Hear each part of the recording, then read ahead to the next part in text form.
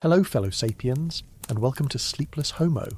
Whether you're here because the world is too loud, your mind is still spinning, or you're just looking for a calm place to sit with big questions, this channel is designed for you. So go ahead, settle in, dim the lights, quiet the tabs. Whether you're lying in bed, cooking something simple, walking under strange stars, or doing deep work with headphones on, this is your invitation to slow down with science. Here, I don't offer wild speculation or flashy certainty. Just humble research, quiet storytelling, and the strange comfort of knowing that even extinction has a backstory. This is soft science. And if you ever find yourself drifting off mid-chapter, which honestly is kind of the point, you'll find chapter timestamps in the description, so you can pick the story back up tomorrow. Because this whole story, from beginning to end, is worth it. If you appreciate this kind of long-form content, consider giving it a like, a subscribe, or sharing it with someone else who spirals before bed.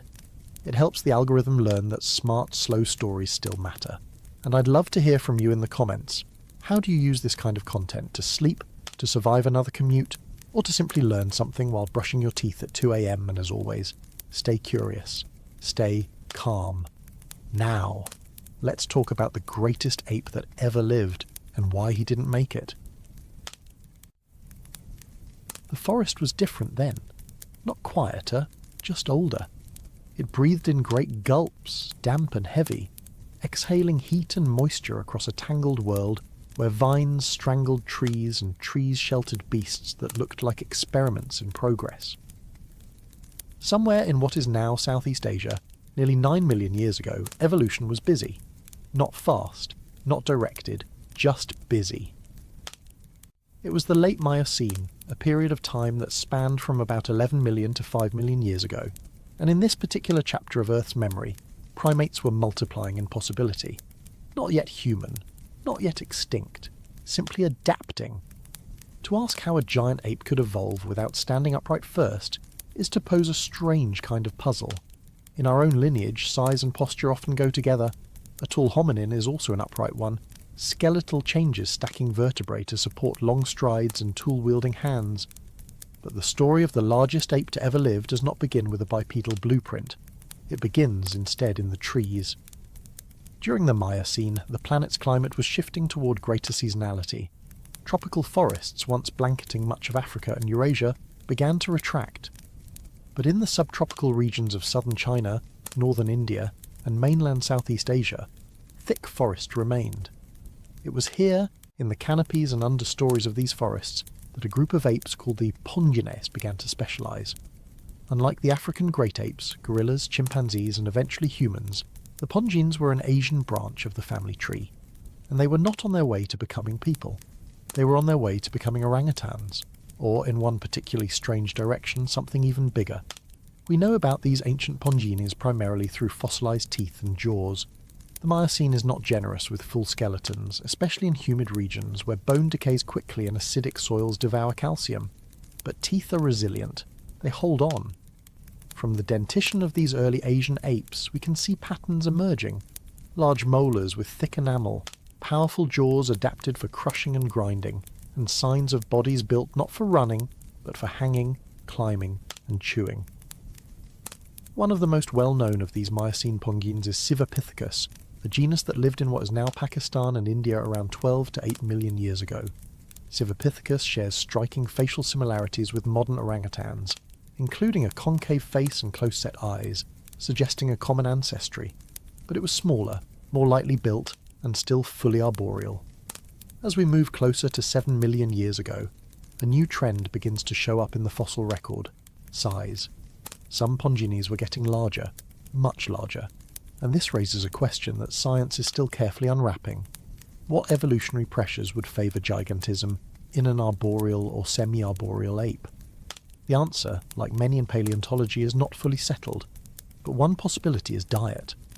In a forested environment where soft fruits were seasonal and competition was high, having the ability to process a wider variety of tough fibrous plant material would be a major advantage. Bigger jaws, bigger molars, thicker enamel, all signs of a creature adapted to chewing its way through a fullback diet when the sweet stuff ran out. Another factor may have been predation. In regions where large carnivores roamed the forest floor, prehistoric big cats, crocodilians and other mammalian predators, a larger body might have offered some protection. Few predators, even in the Miocene, would have risked attacking a 200-kilogram ape from below. But this bulk came at a cost. Larger primates are less agile in the canopy. Their ranges are often more restricted, their lifespans longer, their reproductive rates slower. All traits that we see echoed later in the story of the great orangutans, and eventually in their giant cousin. These evolutionary trade-offs hint at a long, slow experiment in ecological balance. For millions of years, pongene apes in Asia appear to have occupied a relatively stable niche. Large-bodied frugivores and folivores moving deliberately through the mid-canopy, building knowledge of their terrain over lifetimes. Their hands were strong and dexterous.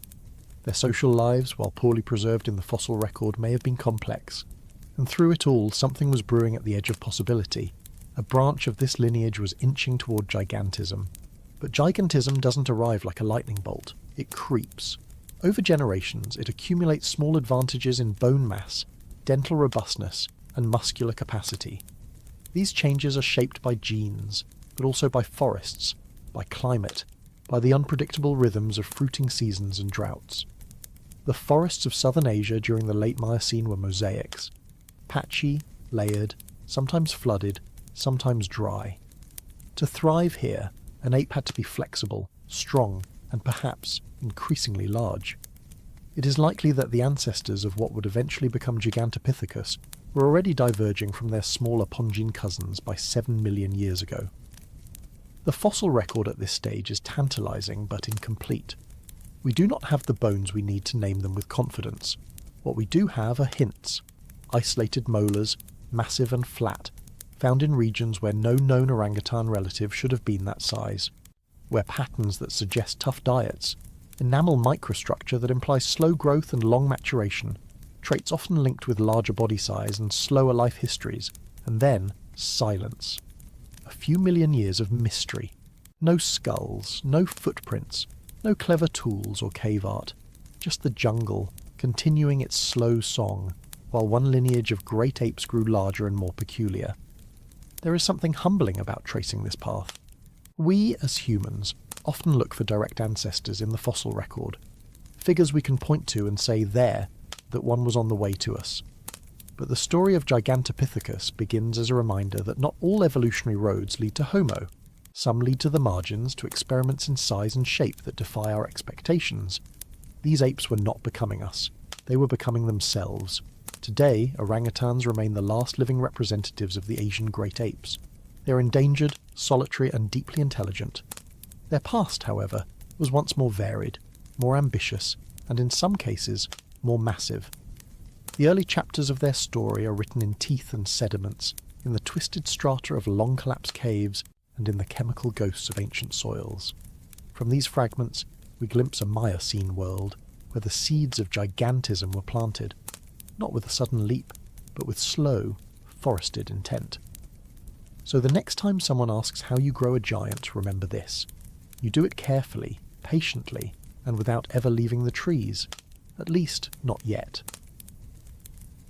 Somewhere between 8 million and 6 million years ago, as the Miocene world softened toward its close, something immense began to stir in the canopy. Not a single creature, but a drift. A quiet ripple of ancestry. Heavy-bodied apes, once bound to the African forests where all apes had been born, began to shift their weight eastward. It was not a march, not an exodus. It was a seep, a slow migration, driven not by ambition but by climate, canopy, and coincidence. And what followed in their wake would set the stage for one of the greatest evolutionary experiments of all time, the rise of the biggest ape that ever lived. But not yet. First, they had to leave home. The question is simple. Why did the largest apes, creatures already demanding in their diet, already adapted to complex ecosystems, abandon the African continent at all? If Africa was Eden, why cross the gates? There is no easy answer. But in paleoanthropology, the absence of clarity does not mean the absence of evidence. It means piecing together corridors of probability from the silence between bones. And from that silence, a pattern begins to form. Because 8 million years ago, the world was green in ways it no longer is. the equatorial zone of Earth was a spine of forest, a belt of branching corridors stretching from Western Africa through the Middle East and onward into southern Asia. Where deserts now sleep and cities now roar, forests once stood. And forests, as it turns out, are the perfect highway for apes. Fossils suggest that during the late Miocene, multiple ape species were already exploring the edges of this leafy bridge. Gigantopithecus, a genus of large-bodied ape, appears in the fossil record of the Siwalik Hills in modern-day Pakistan and India during this period. Their dentition and cranial features hint at arboreal lives spent in subtropical forests, sustained by fruit-rich diets and complex branch-to-branch navigation. These are not direct ancestors of the largest ape, but they are clues. They show that the passage east was not an isolated leap. It was a phase, a series of expansions and ecological opportunisms as ape lineages tested the far edge of their map. What enabled this movement was not just animal behaviour, but global transformation. The planet itself was changing. The collision of the Indian subcontinent with Asia had already given rise to the Himalayas millions of years earlier, and by the late Miocene, these mountains were playing a powerful role in shaping the climate of the region. Monsoon systems were intensifying. Seasonal rains carved open new niches of rainforest across parts of southern Asia. These wet corridors weren't permanent. They fluctuated with the wobble of Earth's orbit and the shifting patterns of ocean currents. But for thousands of years at a time, they would open like veins, green, fertile, and full of opportunity. For an ape willing to follow the canopy, there was room to move. There's evidence that supports these passages in the soils themselves. Palynological records, the study of fossil pollen, taken from sites across Pakistan, Yunnan province in China, and central Southeast Asia, show a blend of forest and woodland taxa consistent with mixed evergreen habitats.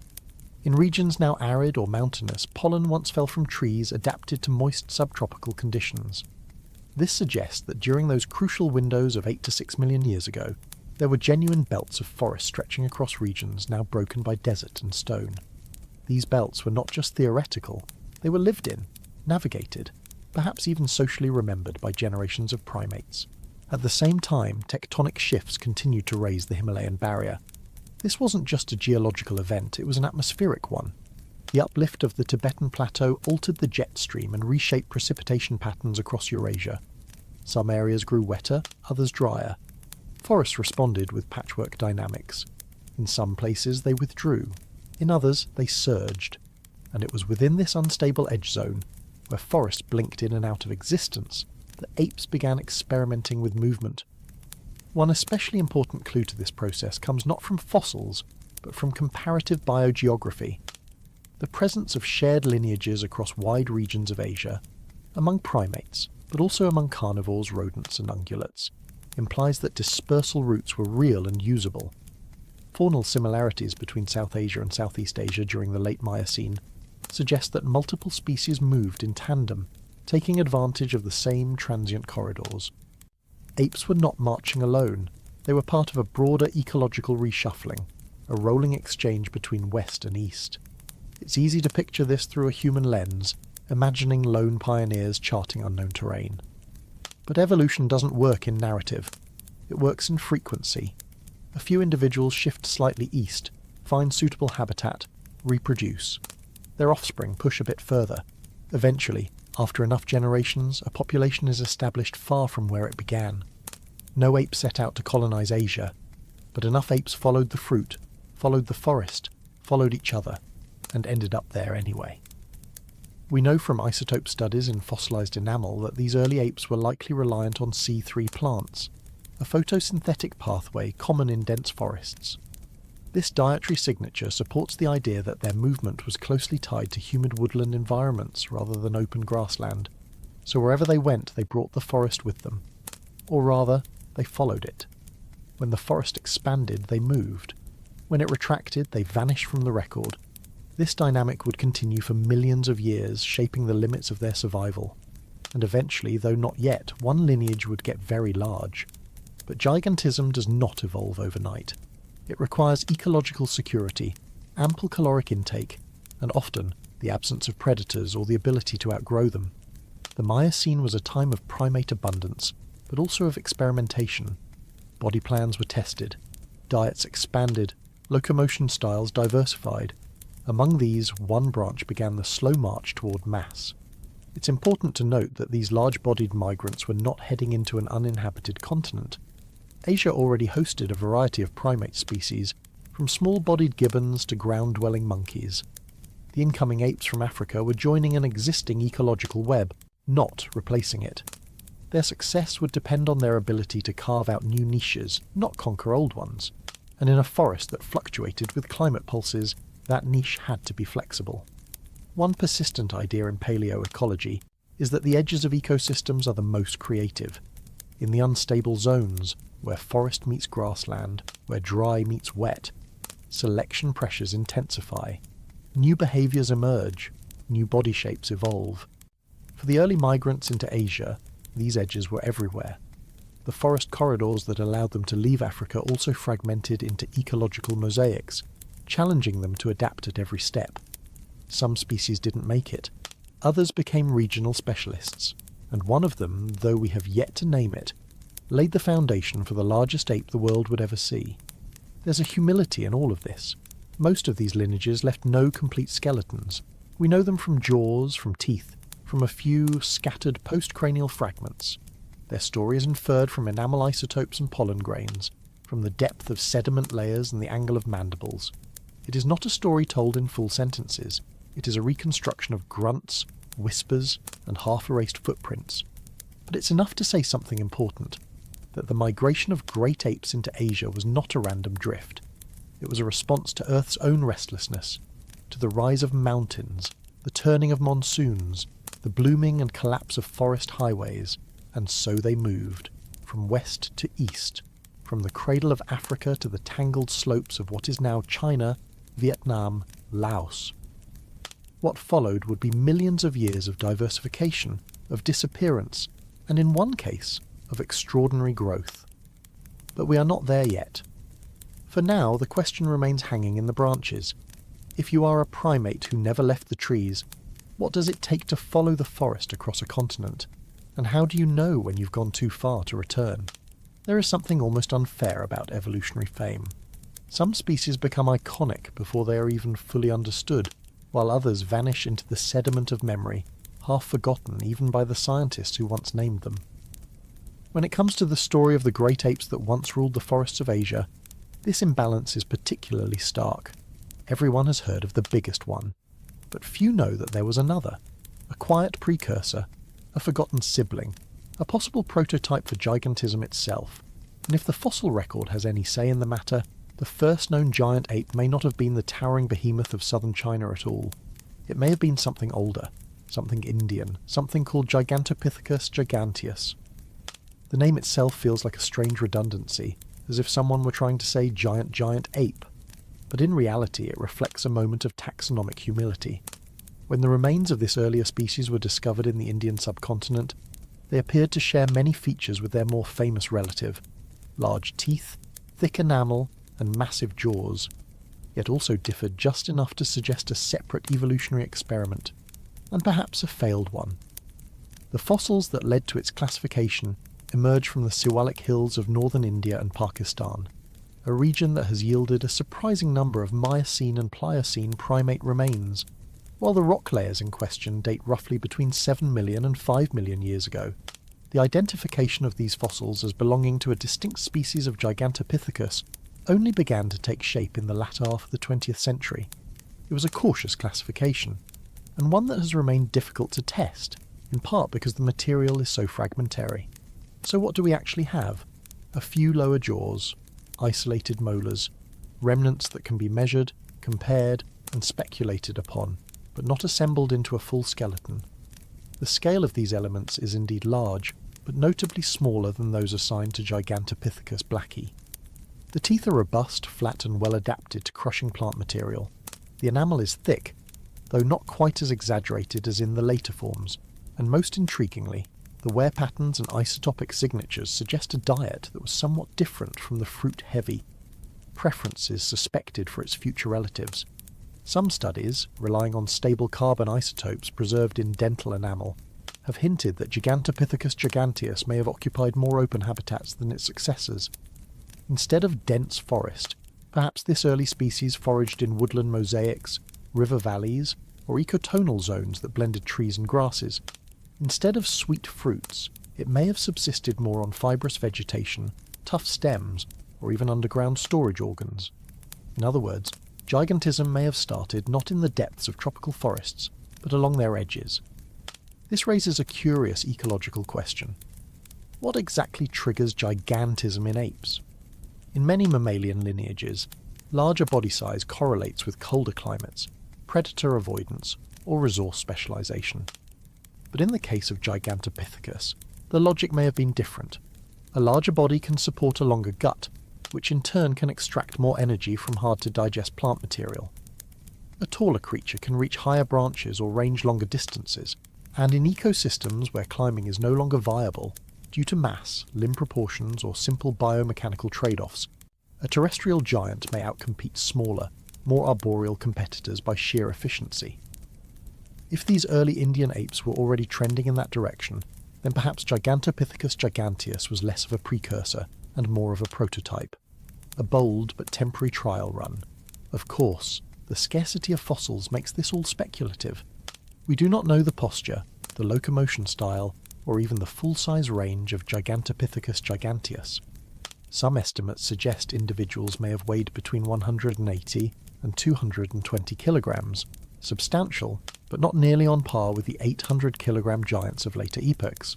Still, even this moderate gigantism was exceptional for its time, and its presence in the Indian subcontinent suggests that the evolutionary pressures shaping these animals were not confined to a single habitat, or even a single genus. Other primates in the region, such as the large-bodied Gigantopithecus, show overlapping adaptations in jaw strength and dental robustness, though they remain genetically distinct. It is possible that several lineages were experimenting with similar strategies in parallel, a convergence born not of ancestry, but of shared ecological stress. The timeline is also tantalizing. The peak of Gigantopithecus giganteus activity seems to fall during the late Miocene and early Pliocene, just as South Asia was undergoing a series of climatic transitions. The collision of the Indian subcontinent with Eurasia had already lifted the Himalayas skyward, disrupting monsoonal patterns and reshaping local biomes. Forest belts advanced and retreated. River systems shifted course. Grasslands expanded in pulses. In this context, gigantism may have been less of an endpoint and more of an adaptive gamble, a biological risk taken in a time of flux. The survival of such a form would have depended on niche stability, resource predictability, and reproductive timing.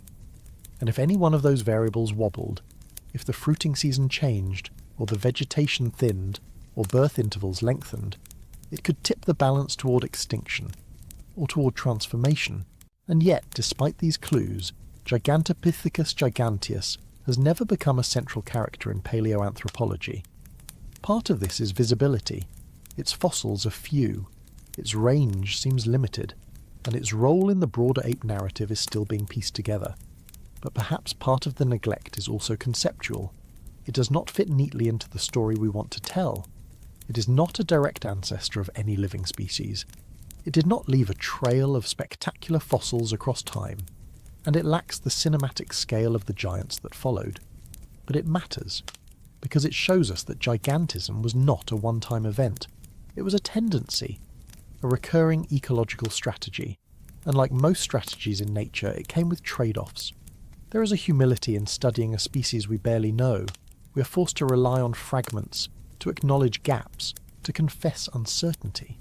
And that humility is valuable, especially when reconstructing the lives of creatures who left behind only their teeth and silence. If Gigantopithecus giganteus was indeed the first of its kind, then it deserves more than a footnote. It deserves its own shadow in the fossil record, its own place in the slow march of primate experimentation, and perhaps its own question. What if the biggest ape we know wasn't the first one? What if the entire story of Gigantopithecus began not in the dense forests of China, but in the dry riverbeds and shifting woodland margins of ancient India? And if so, what else have we missed? How do you reconstruct a giant from a drugstore tooth? It sounds like the opening line of a bad science fiction novel, or maybe a sleep-deprived biologist's fever dream. But that is, in a strangely literal sense, exactly how the story of the largest known ape began, not in a jungle excavation or a high-tech lab, not even in the field notebooks of a well-funded research team. No, it started in a pharmacy, a Chinese apothecary to be more precise, one that sold powdered fossils under the name dragon teeth. The belief that fossil bones carried curative powers was not new, even in the early 20th century. In traditional Chinese medicine, ancient bones unearthed from the earth were ground into powder and prescribed for a variety of ailments, from internal heat to fevers, dizziness, and even madness. Nobody knew, of course, that they were chewing on fragments of Miocene mammals or Pleistocene megafauna. The bones were only ever part of the mythological past, dragon bones, not primate relics. And for thousands of years, that was enough. Then, in the year 1935, a Dutch-German paleontologist named Gustav Heinrich Ralph von Koenigswald walked into one of these pharmacies. He was in Hong Kong at the time, hunting not for medicine but for evidence, clues from the deep evolutionary past that might explain the early story of humans and our close relatives. Like many of his colleagues, he had learned that apothecaries were often the final destination of fossils accidentally unearthed by farmers, miners and villagers across China. So he bought what he could. Among the usual mammalian teeth and jaws, there were two molars that stopped him cold. They were enormous, bigger than anything he had ever seen in a living ape, and they looked suspiciously familiar. To a trained eye, they bore the unmistakable morphology of a great ape: thick enamel, broad chewing surfaces, and complex ridges designed for grinding rather than slicing. But they were far too big to belong to a gorilla, chimpanzee, or even the orangutan.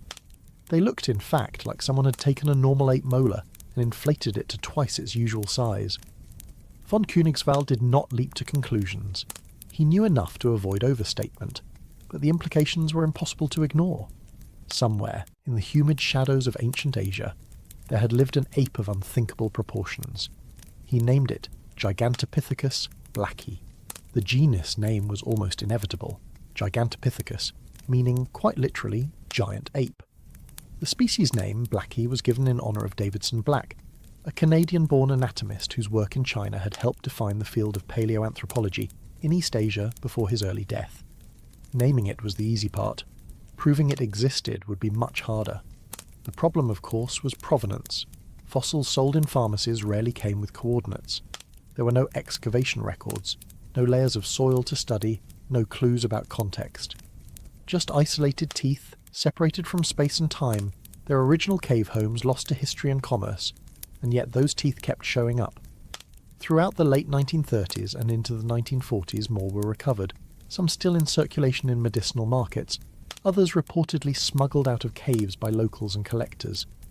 Eventually, the source regions were traced back to the southern provinces of Guangxi and Guangdong, subtropical areas of China rich in limestone karst and fossil-filled caves. These regions were known for their labyrinthine cave systems, many of which had never been systematically explored by scientists. It would take decades, and more than one stroke of luck, to begin unearthing the creature's true story. By the mid-20th century, the early trickle of teeth had become a genuine fossil stream. In the year 1956, 21 years after von Koenigswald's first discovery, scientists officially excavated the first remains of Gigantopithecus blacki from a known geological context. The site was Haidong Cave, meaning dark cave in Chinese, and it lived up to its name. Located in a densely forested area where light barely filtered through the canopy, Haidong's interior was so completely dark that the paleontologist working inside had to rely on artificial lighting even during the day. The cave was deep, damp, and eerily silent.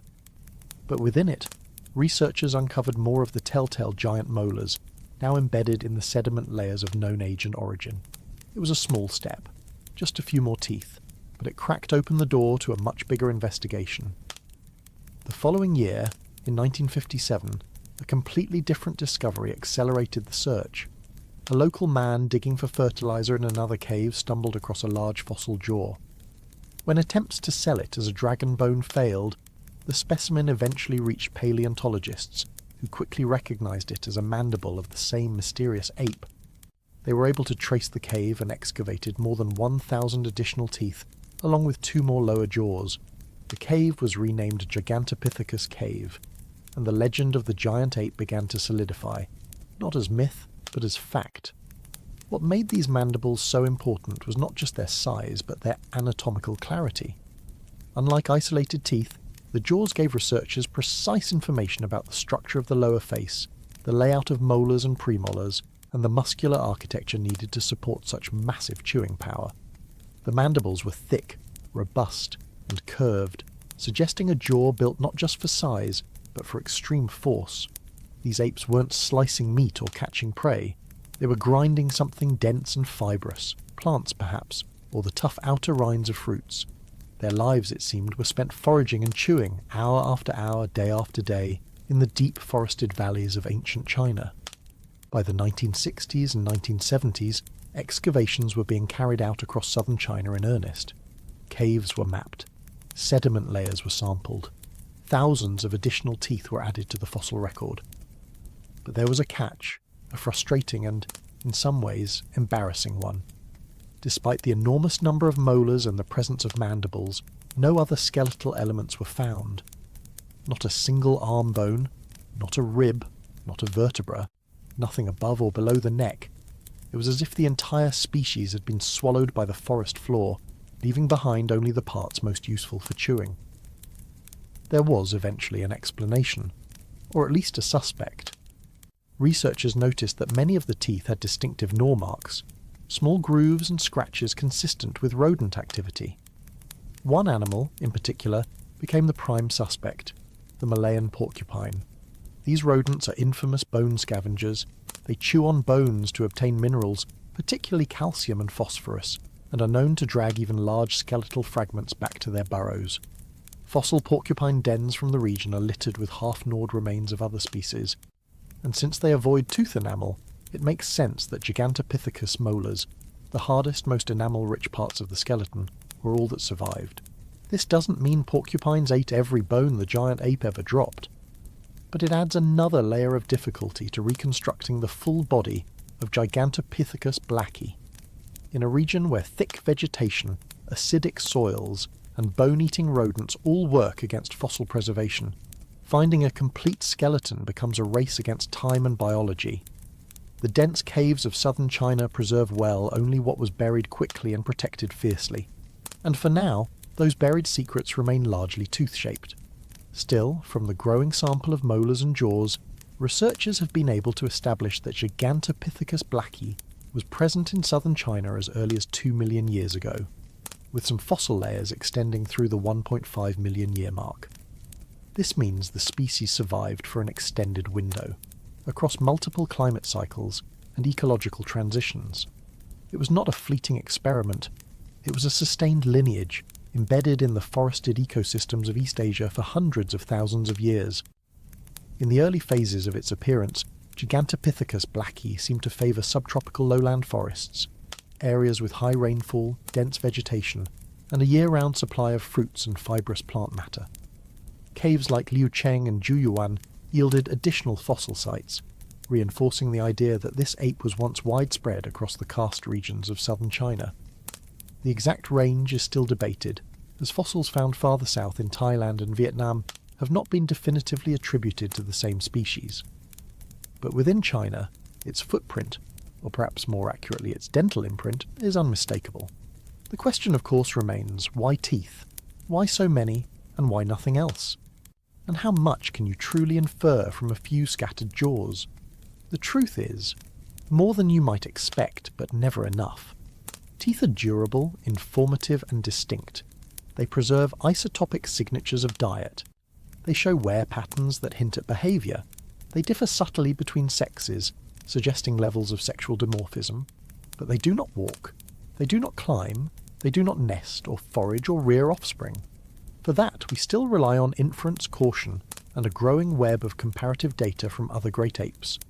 What we have, then, is a giant with no face, a titan of the forests whose existence is carved into enamel, but whose eyes and limbs and movements remain a mystery. Gigantopithecus. Blacki rose quietly in the fossil record, tooth by tooth, long after it had already vanished from the earth. It left no footprints in mud, no tools in the soil, no bones with which to reconstruct its spine or stance. Only dragon teeth, traded as medicine, discovered by accident and now housed in the drawers of museums and research collections across the world. And the haunting question lingers: if this is all that remains of the biggest ape to ever live, what else have we already lost, unrecognised, ground to dust, or swallowed in the name of myths? Because sometimes the most important species in history are the ones that first appear not in textbooks, but in a jar behind the counter. It is strangely poetic in the quiet world of paleontology that entire species vanish into the dirt, leaving behind a single molar. Not a skull, not a skeleton, not even a toe, just a single fossil tooth the size of a bottle cap, with a chewing surface that looks like it's been through several millennia of hard labour. And from that, from enamel ridges and microscopic scratches, we attempt something audacious.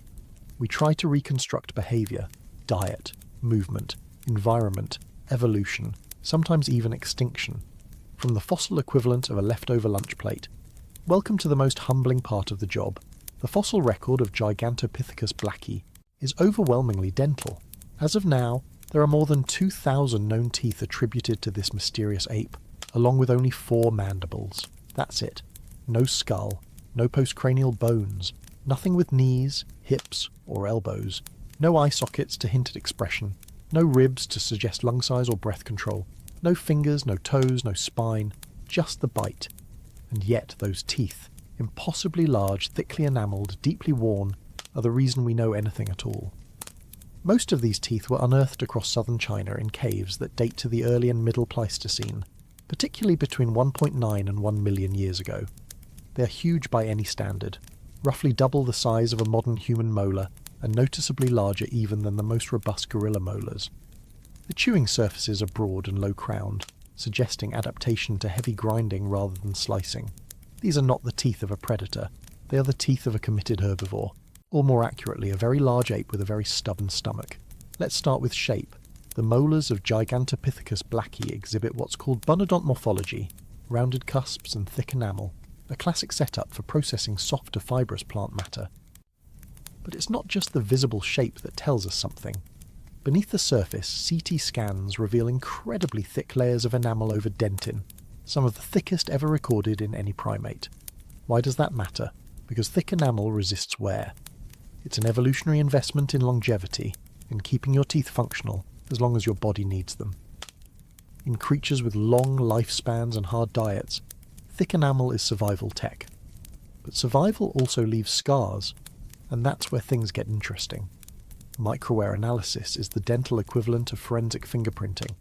Under high-powered microscopes, paleontologists can examine the tiny scratches, pits, and wear patterns left on the surface of teeth during life.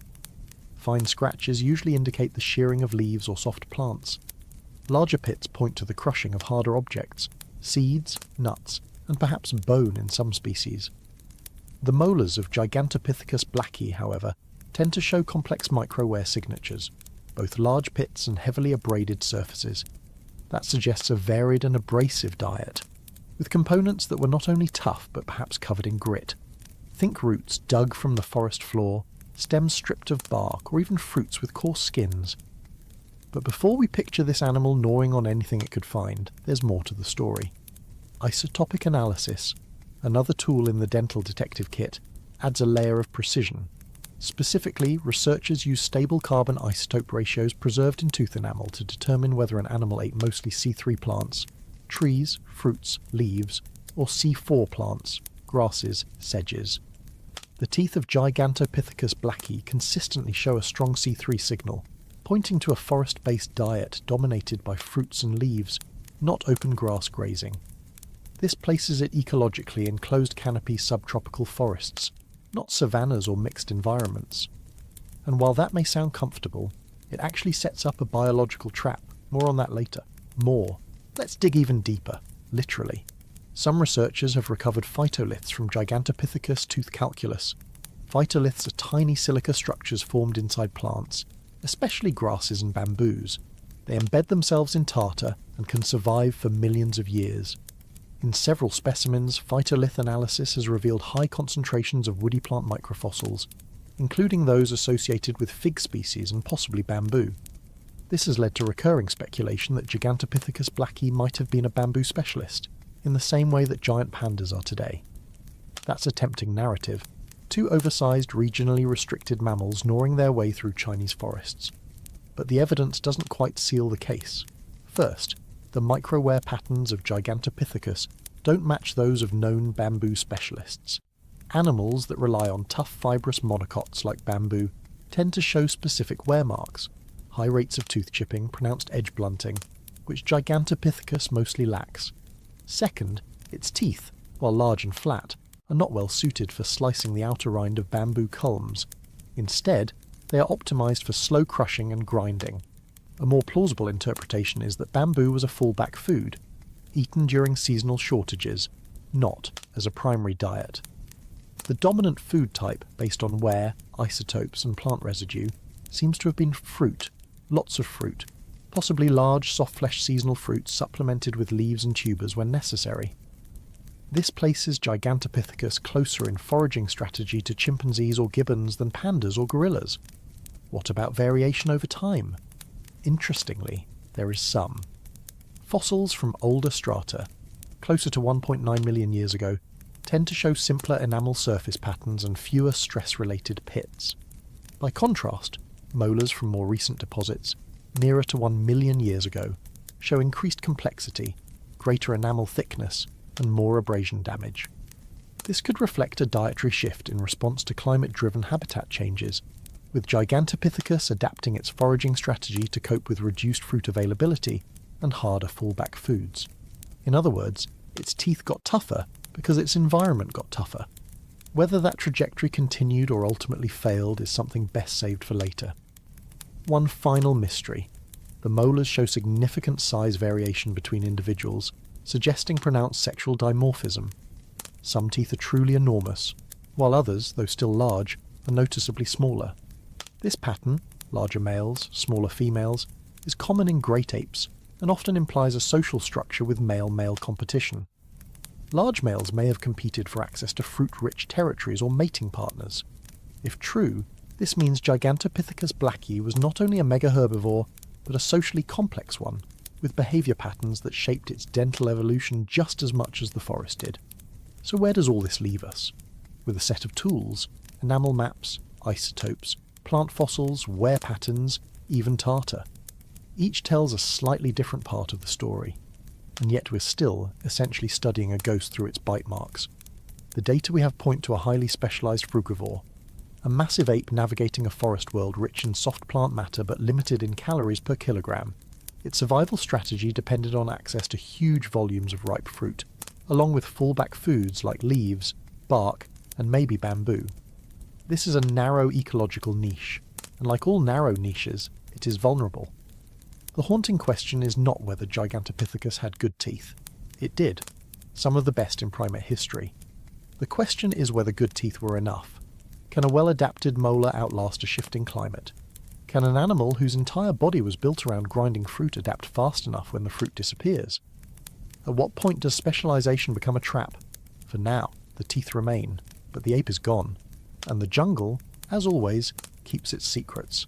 How do you study legs when you've never found a femur? This is the fundamental question that haunts every attempt to picture the body of Gigantopithecus blacki. We know its teeth. We know its jaw. We even know something about its diet and the forest world it called home.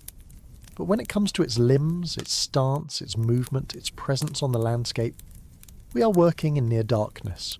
No thigh bones, no foot bones, no spine, no clues that would normally allow paleontologists to say anything certain about locomotion or posture. And yet, in a quiet way, we still have hints. Because when a primate reaches the size of Gigantopithecus, gravity itself becomes a kind of clue. This particular mystery begins not with bones, but with mass. Based on the dimensions of the lower jaw and the scale of its molars, most estimates place adult male Gigantopithecus blacki somewhere between 200 and 300 kilograms.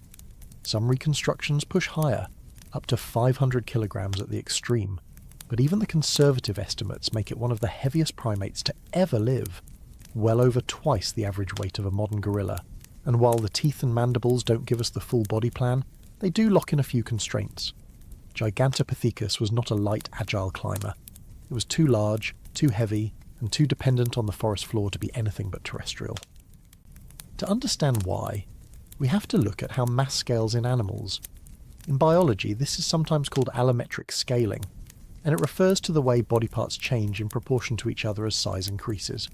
It turns out if you double an animal's length, you more than double its volume, and you dramatically increase the demands on its bones and muscles. As primates get larger, the weight they need to support grows much faster than the strength of their bones, unless those bones also become much thicker and more robust. This is why gorillas, the largest living great apes, walk in a particular way, using their knuckles to distribute weight across all four limbs. Their bodies have evolved to handle bulk not by becoming taller or longer, but by becoming sturdier, with wide chests and short, powerful limbs. It is also why you never see a gorilla in the upper canopy. Even the strongest trees have limits. Gigantopithecus would have faced this scaling problem in the extreme. Based on comparative models using gorilla and orangutan proportions, any body large enough to match its jaw would have required extraordinary skeletal reinforcement. Some researchers suggest it had a barrel-like chest, thick forelimbs, and a spine built more like a bridge than a pole. All adaptations to a gravity-bound life. Others propose it moved like an overbuilt version of a modern orangutan, but on the ground, supporting its mass with slow, deliberate knuckle walking or perhaps even fist walking like some modern chimpanzees do. These are not definitive answers, of course. We are still trying to guess the posture of a species we've never seen stand up.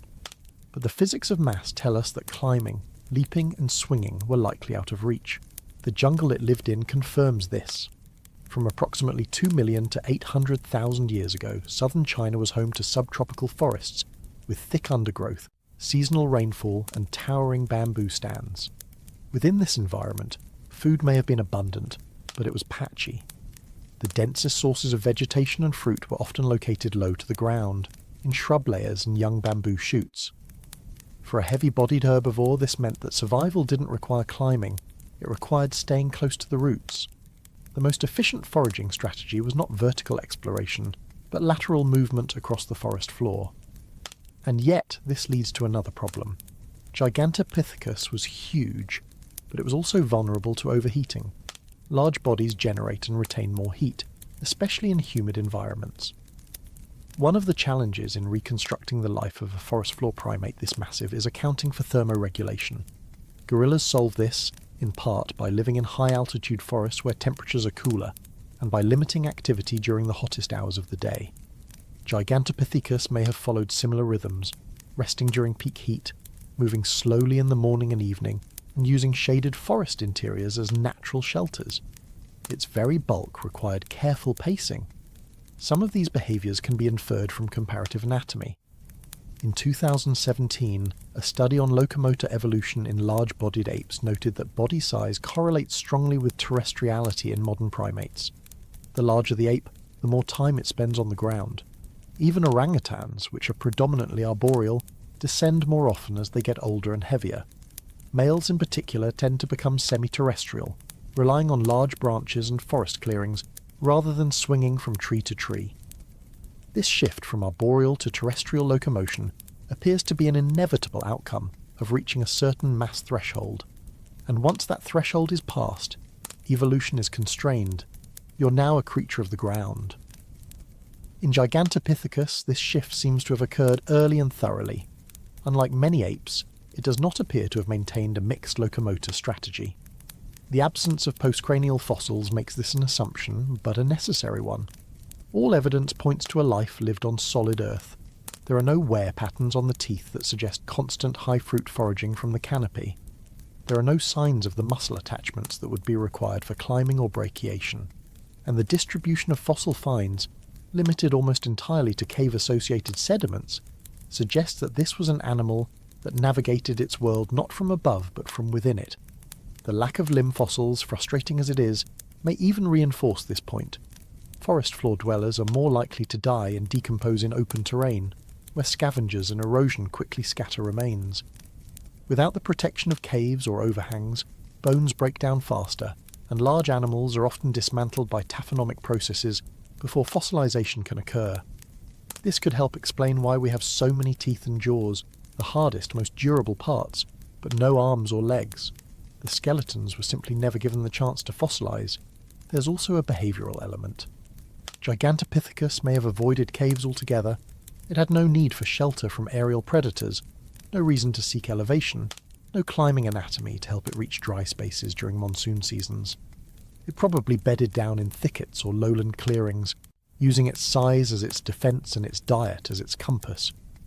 If it did die in caves, as some have proposed, those remains might have been transported there post-mortem by rodents or carnivores, which sometimes collect bones or drag them into sheltered places, but there is no sign that caves were part of its life, only of its afterlife. All of this creates a portrait, however incomplete, of a grounded giant, not an upright walker, not a forest gymnast, but a slow, ponderous, deeply terrestrial browser. It fed close to the soil. It moved with gravity, not against it. And it reminds us quietly that bipedalism is not the inevitable path for primates. Gigantopithecus solved its ecological puzzle without ever needing to stand tall. It simply got bigger. This may seem like an evolutionary dead end, but it isn't. In fact, in terms of body size alone, Gigantopithecus was a success. It pushed the great ape blueprint to its maximum physical expression. It achieved gigantism not through violence or speed, but through patient adaptation to a niche that favoured scale over agility. That we do not yet know how it walked is not a failure of science. It's a reminder of how little survives the past. We must rebuild ancient bodies from fragments and inference, from tooth enamel and bone curvature, from comparative models and cautious equations. And we do so with humility, because it is entirely possible that Gigantopithecus moved in ways no living ape does, that it combined features in proportions we haven't yet guessed, that it was neither gorilla nor orangutan in posture but something in between. Until a femur is found, or a vertebra, or a scapula, we will not know how its joints aligned or how its muscles pulled. We are studying legs with no legs to study. So we ask instead, what does gravity do to a primate? What does mass demand of anatomy? And what is the price of staying on the ground when everything else is climbing? The answers, like the bones, are still buried. Somewhere in the dark soils of southern China, the story of how a giant moved waits to be unearthed.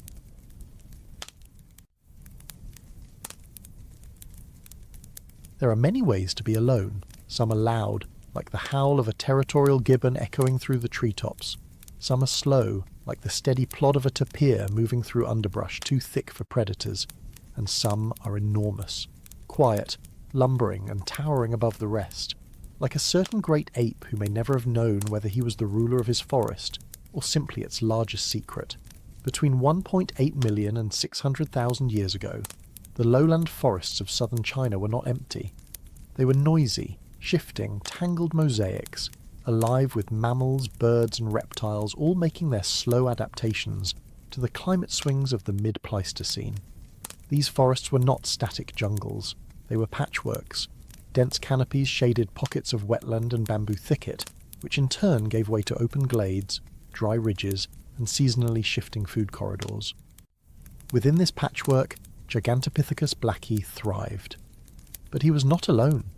In fact, it is the complexity of this forest community that helps us understand how such a large ape could survive at all. One of the most significant neighbours to Gigantopithecus were the colobine monkeys, leaf-eating primates like langurs and snub-nosed monkeys, some of which still live in China today.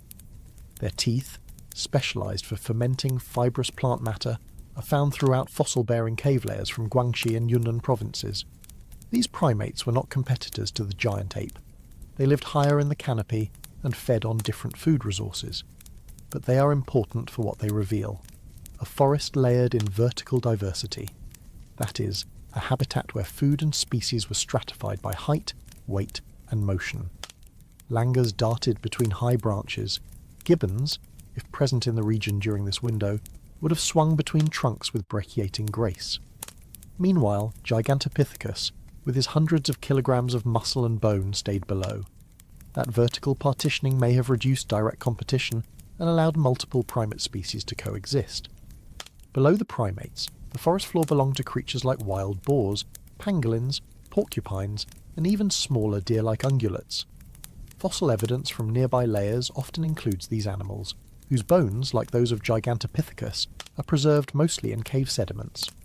While Gigantopithecus was not a predator, These smaller mammals represent a critical layer of the ecosystem's biomass. Their survival and population patterns give clues to the overall productivity of the landscape.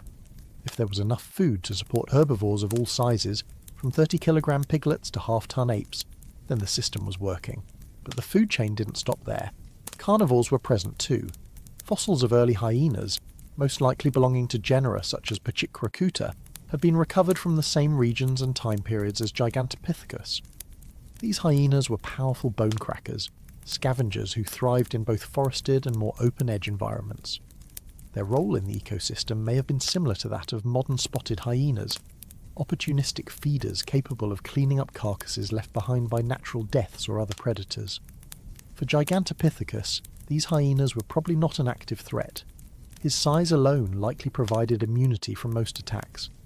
But young individuals, or the sick and dying, may have been fair game, and the presence of hyenas would have made any death on the forest floor a vanishing act within hours. Another member of this shadowed community was the tapir. Fossilized tapir teeth and bones are found in southern Chinese sites spanning the same million-year window. These thick-skinned herbivores are browser specialists consuming soft shoots, fruits and leaves in much the same way that scientists believe Gigantopithecus did. But unlike the giant ape, tapirs are nocturnal, solitary, and relatively quiet in their movements.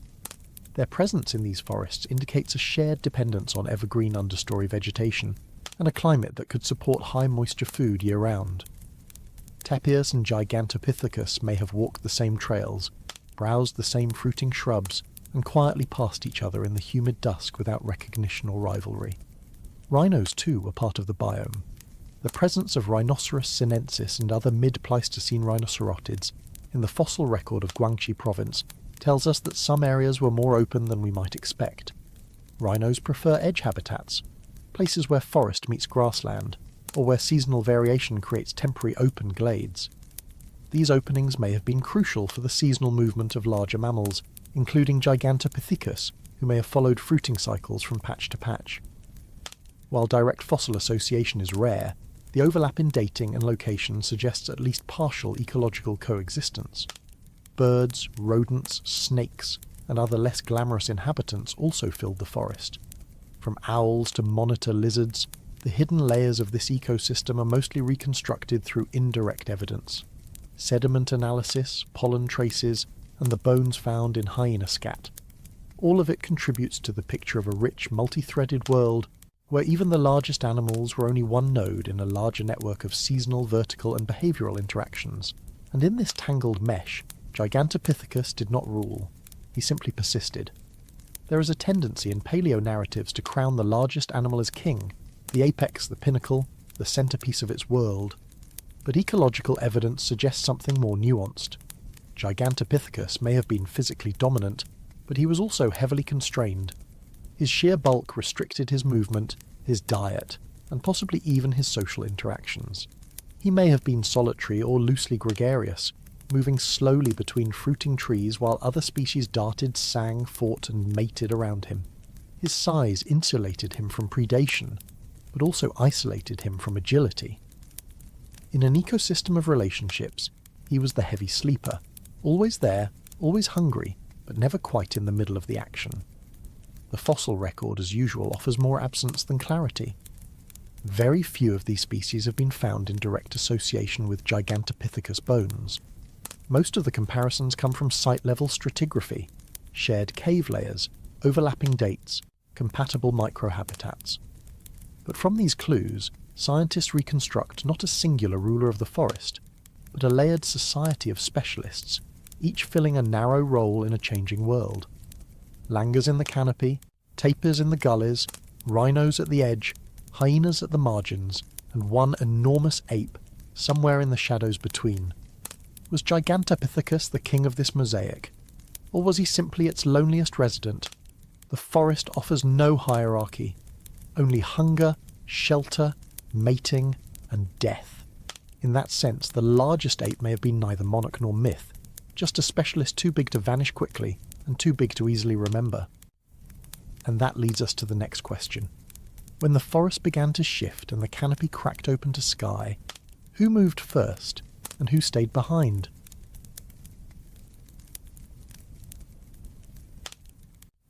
If you set out to reconstruct the largest ape that ever lived, you might expect to begin with something impressive. A femur the length of your arm, a rib like a boat oar, maybe even a skull large enough to serve soup in. But what if all you had was a molar the size of a grape? What if the greatest of apes left behind only his smile, and the rest of his story had to be chiselled from nothing but absence? That is the haunting puzzle of Gigantopithecus. No femurs, no skulls, no shoulder blades, hip bones or vertebrae. Not a single wrist or toe. Just teeth and the occasional jaw, and the slowly dawning realization that for all our modern methods and clever analyses, we may never get the full picture of how this ape moved, rested, or even died. And one of the strangest reasons for that might involve porcupines. Tiny, rodent-like pickaxes of prehistory. But we'll get to them in a moment. The challenge of studying Gigantopithecus is not that it went extinct 100,000 years ago, it's that it lived and died in a part of the world where fossils are almost designed not to form. The warm, wet forests of what is now southern China, northern Vietnam and neighbouring regions are biological recycling centres. Everything that dies, decays, everything that softens melts back into the soil. The chemistry of those forest floors is aggressive. Acidic soils dissolve calcium. Fungi and bacteria disassemble collagen and marrow. In places where preservation is poor to begin with, time acts more like a thief than an archivist. What bones survive millions of years in a place like that? Almost none.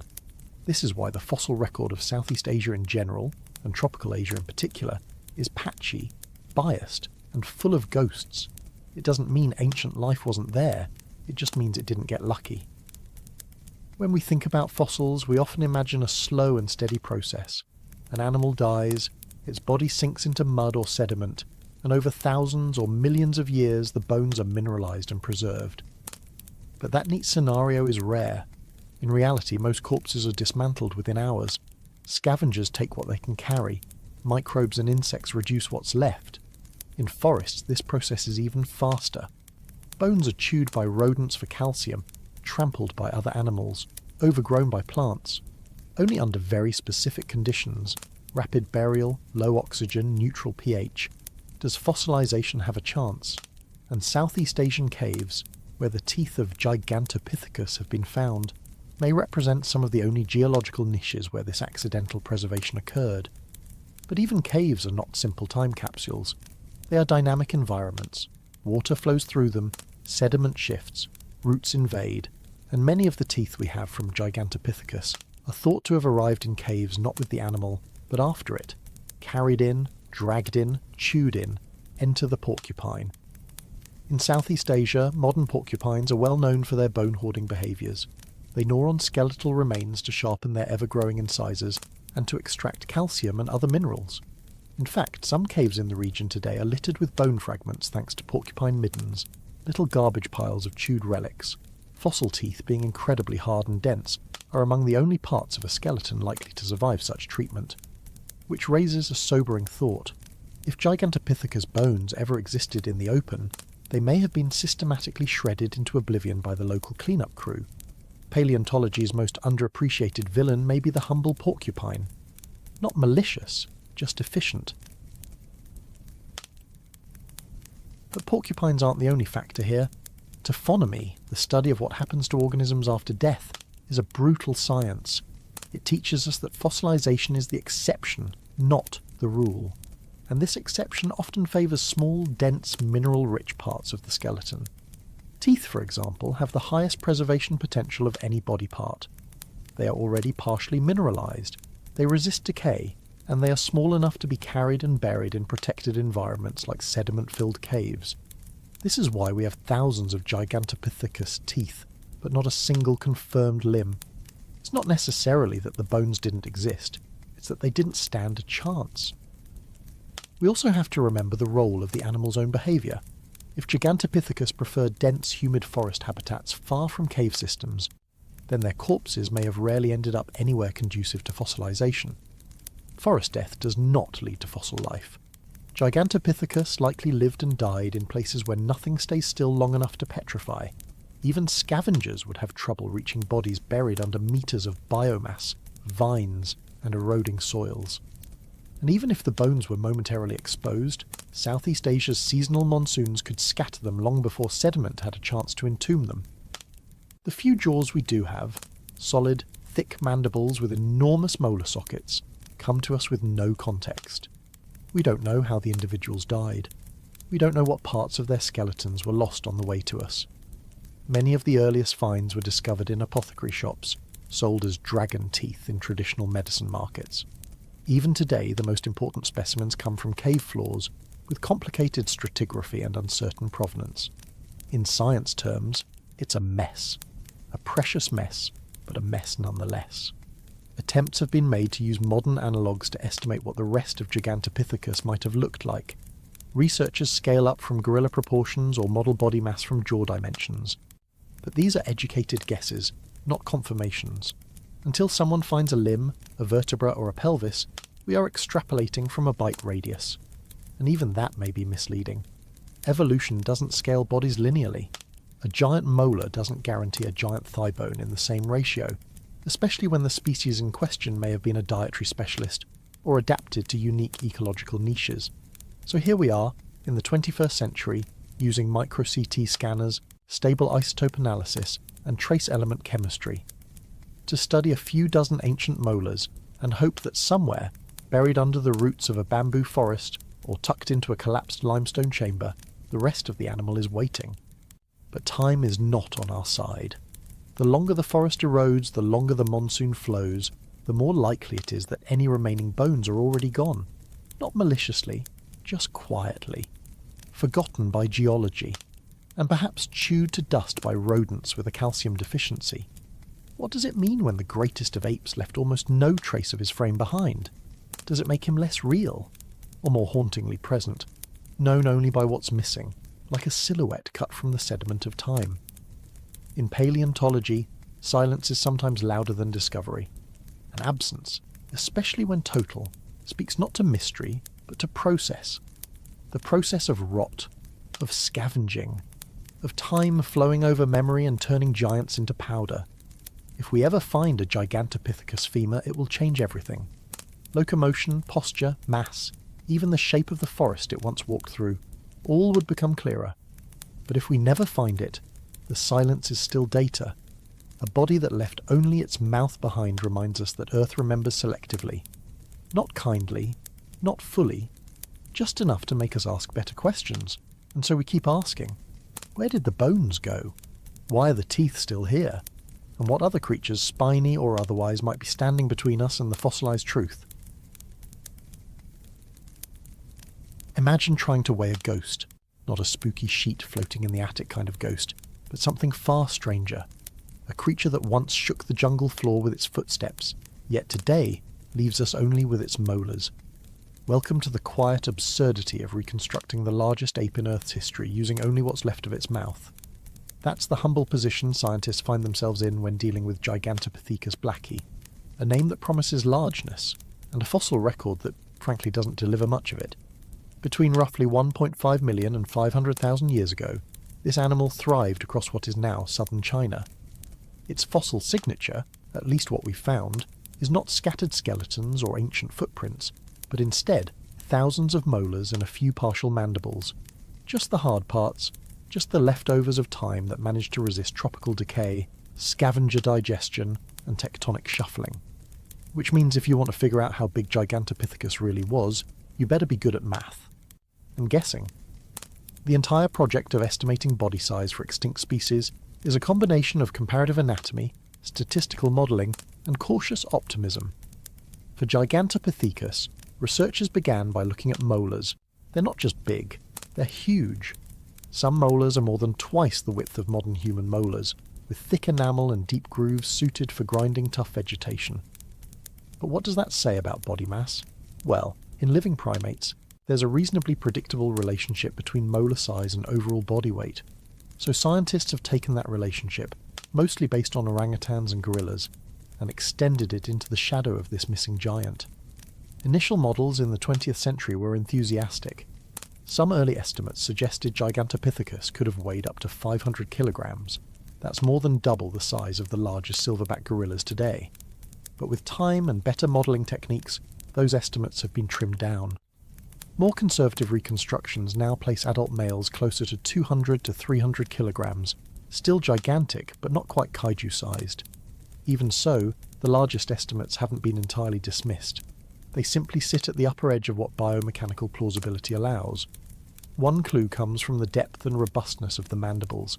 Gigantopithecus jaws are thick, downward-curving slabs of bone, designed to house massive teeth and endure years of chewing tough plant material. In terms of scale and density, they dwarf the jaws of any living ape. And since the jaw must be in proportion to the rest of the head, and the head in turn must scale with the torso, researchers have constructed virtual models to extrapolate what a full body might have looked like. Again, comparisons with gorillas and orangutans help. But there's a twist. The more massive the animal, the more difficult it becomes to maintain arboreal habits, and the more committed it must be to ground-based life. This is where biomechanics steps in. Engineers and anatomists have looked at how weight impacts bone structure, energy expenditure, and locomotion. A 250 kilogram primate would need extraordinarily thick limb bones and a wide pelvis to carry that load, and it would likely move slowly, deliberately, perhaps not unlike a gorilla on the ground, but with even more caution. Such mass doesn't just weigh on the skeleton, it weighs on the evolutionary choices available to a species. Gigantopithecus may have traded speed, agility, and climbing prowess for size, power, and reach. But here's another wrinkle. The teeth also suggest sexual dimorphism. That is, the males and females may have differed significantly in size. In many primate species, especially those where males compete for access to females, this kind of size dimorphism is common. The larger the male, the better chance of intimidating rivals. In Gigantopithecus, the range of molar sizes appears to support this. Some specimens are enormous, while others, still big, fall into a lower range that may correspond to females. If true, this would imply a social structure not unlike that of gorillas today, with dominant males possibly presiding over groups of smaller females and young. However, we have no fossil record of groupings, no trackways, no nests, just teeth. The sexual dimorphism hypothesis remains plausible, but unconfirmed. Still, if we follow that logic, it pushes the estimated size of the largest males even higher. Which brings us to a strange boundary in evolutionary biology. How big is too big? Being large has its benefits. You can reach higher branches, deter more predators, and store more energy. But it comes with trade-offs. Larger animals require more food, more time to mature, and fewer offspring over a lifetime. They're more vulnerable to environmental changes, especially those that affect food supply. So when we imagine Gigantopithecus towering over its forest neighbours, it's not just a scene of dominance. It's a biological gamble, one that paid off for over 1 million years, and then didn't. Scientists are still refining the body size estimates. Recent methods include computer modelling based on virtual reconstructions of the jaw and estimated muscle attachments. Others are experimenting with multivariate statistics that incorporate enamel thickness, crown height, and even the angle of dental wear. And yet, with all this sophistication, the best we can say is something like this. Gigantopithecus was probably somewhere between twice and 3 times the weight of a modern orangutan, which in a world of fuzzy reconstructions and missing limbs is pretty good. But it's worth remembering that for all our technology and statistical rigour, we're still trying to guess the full dimensions of a creature we've never seen walk, run, or even fall. We don't have its arms, its legs, its spine, or its skull, just the parts that chew. So we ask ourselves the haunting question, how do you weigh a species whose story was mostly eaten by the forest? That's the strange humility of paleontology. We measure shadows, trace echoes, and model ghosts, sometimes with confidence, sometimes with a wink. And every once in a while, we admit that the biggest things leave the smallest traces, especially when they vanish quietly into the roots of bamboo groves, never knowing they'd become the math problems of distant cousins in lab coats, trying to remember what it means to stand tall in a world that forgets you. And so we keep scaling, modelling, wondering. Because even without a skeleton, this vanished giant still towers over our curiosity. How big is too big? At what point does evolution stop rewarding the animal that gets larger, stronger, and more impressive, and begin punishing it instead? This is not just a philosophical question, it's a biological one. And for species like Gigantopithecus, who gambled everything on being massive, the answer may be embedded in the quiet arithmetic of life itself. because in nature, size is not free. It is a bill that eventually comes due. We do not have the body of Gigantopithecus, but we have its mouth. And that alone suggests a being that reached nearly 3 meters in height, weighing somewhere between 200 to 300 kilograms, possibly more for the largest males. But what does size like that mean, biologically? What are the hidden costs of being enormous, especially when you're not a whale floating in seawater or an elephant with a support group? The answers lie in the broad patterns of megafauna biology, in the repeating trends that unite the largest terrestrial creatures across evolutionary time. Let us begin not with apes, but with a mammoth, specifically the Columbian mammoth. It was enormous, shaggy, and slow to reproduce. A full-grown female took years to mature and had one calf every 4 to 6 years. In a stable environment, this works, just barely. But when climates shift, food becomes scarce, or mortality spikes, species like this cannot recover fast enough. Their population curves are flat and unforgiving. Elephants today suffer the same dilemma.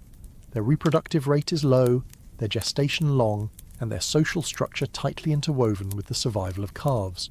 Disrupt it, and collapse is not far behind. Now return to Gigantopithecus. From what we can reconstruct, it too was slow reproducing. Its size implies long gestation times, extended infant dependency, and a strong reliance on long-lived adults to maintain group stability. But unlike elephants, it did not live in large herds with protective social bonds. And unlike whales, it did not benefit from buoyancy. Every kilogram of its bulk had to be supported by bone and tendon, muscle and metabolism. This means energy, this means calories. And in the ancient forests of southern China, that meant fruit. Lots of it. But being big doesn't just raise your daily caloric needs. It also limits how many of you can survive in a given patch of forest. Population density decreases dramatically with size. A small monkey species may have dozens of individuals per square kilometre. A large-bodied primate like Gigantopithecus? Possibly fewer than 1 or 2. That matters. It means fewer mates. It means longer travel to find one. It means higher risk when an adult dies. If you are a large species with a small, scattered population, extinction doesn't need to come like a thunderbolt. It can arrive slowly, mathematically, invisibly, through what scientists call a demographic death spiral. This is not speculation. It is a well-documented pattern. The Pleistocene megafauna extinctions, which wiped out mammoths, giant ground sloths, woolly rhinos, and more across the globe, share one thing in common: body mass. Species above a certain size threshold tend to vanish when ecosystems are stressed, not because they're weaker, but because they're slower in every way that matters. Slower to grow, slower to reproduce, slower to adapt. Biologists refer to this as the trade-off between K-selected and R-selected species. The former invest heavily in a few offspring. The latter scatter thousands into the world and hope a few survive. Gigantopithecus, like the mammoth and the moa, was a textbook K-strategist. That strategy works, until the world changes faster than you can. Now consider sexual dimorphism. Based on the size variation in fossil mandibles and molars, it's likely that males of Gigantopithecus were significantly larger than females. This is a common pattern in species where male competition is high. Think gorillas, or even walruses. Large males dominate access to mates, leading to evolutionary pressure for even larger bodies. But this creates another cost. You're not just feeding one big body anymore, you're feeding 2, disproportionately. Males become enormous, but contribute little to offspring care. Females carry the reproductive burden, but must also navigate a landscape filled with aggressive males. When populations decline, this imbalance becomes a liability. A small group of stressed females can support only so many oversized males before the whole system tips. Add to this the issue of mobility. Big animals often move less, their energetic costs are too high. Gigantopithecus, likely bound to the forest floor by its size, may have had limited ability to relocate when food supplies failed. Compare this to smaller primates, gibbons, langurs, even macaques, who can travel farther, climb higher, and exploit more diverse resources. Evolution rewarded their flexibility. It punished the specialization of the giant. The story repeats in other lineages. The giant lemurs of Madagascar, some the size of gorillas, are all gone. The towering short-faced bear of North America, once the largest terrestrial carnivore on Earth, vanished after the last ice age. Even in deep prehistory we see the same pattern. Gigantism blooms in ecological niches, thrives for a time, and then falters when the niche shifts or disappears. Size is a seductive evolutionary path, but it often ends in a cul-de-sac. There is a reason most surviving species are not giants. But this is not a moral lesson. Nature is not fair, and it does not prefer the small or the meek. It simply follows the rules of energy, reproduction, and adaptation. The gamble of Gigantopithecus was not foolish. It was spectacular. For millions of years it succeeded. It became the largest known ape in history. It filled its forest with slow, deliberate motion and enormous jaws capable of cracking the toughest fruit. It carved out a role that no other primate had ever held, and it held it longer than our own species has even existed. Still, we wonder, was there a limit, a ceiling to primate ambition? Is there a size beyond which apes cannot survive in the long term? Biomechanical models suggest that beyond a certain mass, primates begin to suffer too many trade-offs: reduced agility, slower growth, increased food dependence, and thinner reproductive margins. And while Gigantopithecus was not alone in pushing these boundaries, it may have been one of the few to push them this far. We will never know how it moved. We may never find a full skeleton, but we can read the cautionary curves of life history theory, of population ecology, of comparative anatomy. And what they whisper is this: biology does not negotiate with ambition. It allows it, it observes it, and then it tests it. For Gigantopithecus, the test lasted millions of years, but even that was not enough, and so the largest ape fades not with a bang, but with a statistical whimper. Not in fire or violence, but in the quiet, recursive math of evolutionary fragility. No catastrophe needed, just time, just size, just the slow ticking of reproductive odds against a body too big to change. Was that gamble worth it? Perhaps it was. For 2 million years, Gigantopithecus won, and maybe for an ape, that's all you get. It is easy to romanticize fruit, to imagine the sweet burst of sugar as something eternal and generous, as if the forest simply gives it away.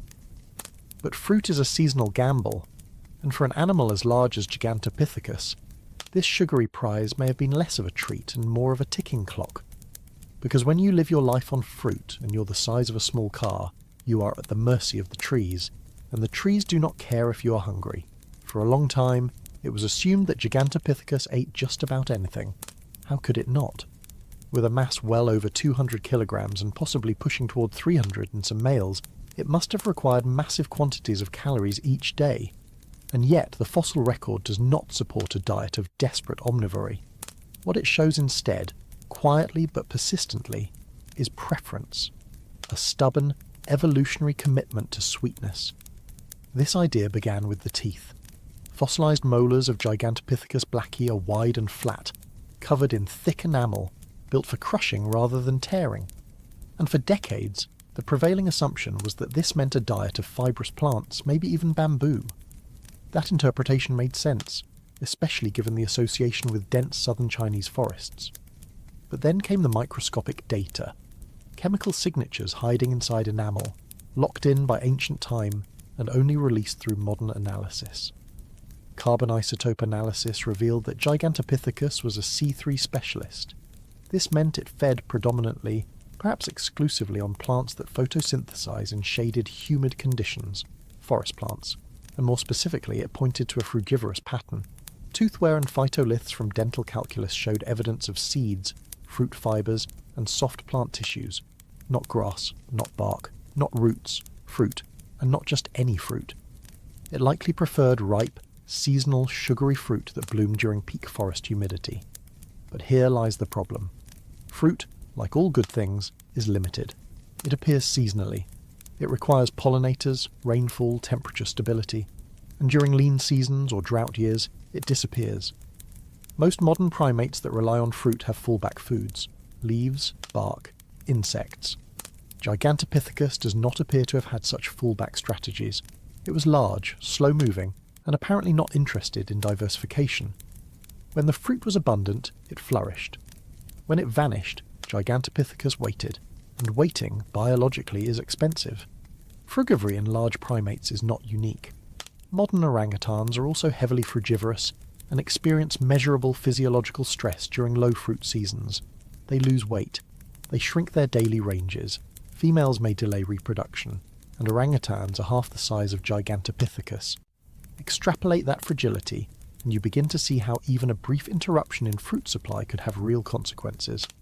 Scientists studying the fossil record have noted that Gigantopithecus shows few signs of dietary shift, even as ecosystems change slowly during the mid-Pleistocene. Unlike other forest mammals that exhibit evidence of adaptive plasticity, switching between C3 and C4 sources as environments changed, Gigantopithecus remained locked in the C3 cycle. Its ecological niche did not bend, it broke. This is not just a story about fruit, it is a story about specialization. In evolutionary biology, specialization is both a triumph and a risk. It allows species to exploit narrow niches with astonishing efficiency. Think of the anteater's tongue, the panda's thumb, the koala's eucalyptus addiction. These adaptations are brilliant but brittle. They work until they don't, and when the system around them changes, the specialist is left with fewer cards to play. There's a term used in ecology, ecological trap. It describes a situation where an animal continues to prefer a once reliable resource or behaviour, even after that preference becomes maladaptive. Gigantopithecus may not have been trapped in the modern sense, but its dietary fidelity hints at a similar bind. It had evolved to prefer a food that was no longer always there, and its size, its gut, its metabolism, all demanded it continue eating as if it were. Could it have changed? Could natural selection have pulled the species slowly toward a broader diet? A smaller size? A different behaviour? Possibly. But evolution requires time and viable populations. It requires selection pressure acting on variation, and by the time seasonal stress began hitting hard, it's likely that Gigantopithecus populations were already small and scattered. Change, if it came, would have been slow. Too slow. There is something quietly tragic about an animal undone not by violence or predators, but by its own preferences, by sweetness, by the rhythm of trees and rain. It lived by fruit, and in time, perhaps, it starved by it, not in a dramatic instant, but over generations, slowly failing to thrive. There is no fossil record of hunger, no skeletal remains of the last individual standing beneath an empty fig tree. But the pattern speaks. This is where size and diet collide. Large body mass means fewer fallback options. Frugivory means dependency on timing, and the combination means fragility under pressure. That's not a flaw in evolution. It's a consequence. Every species is a compromise between what it wants and what it can afford. Gigantopithecus wanted fruit. It built itself around that desire, and for a very long time that was enough. But nothing in nature stays the same, and no niche, however sweet, lasts forever. So what happens to a giant when the fruit runs out? Maybe nothing. Maybe it waits, and maybe, in the waiting, it fades. It did not begin with an apocalypse.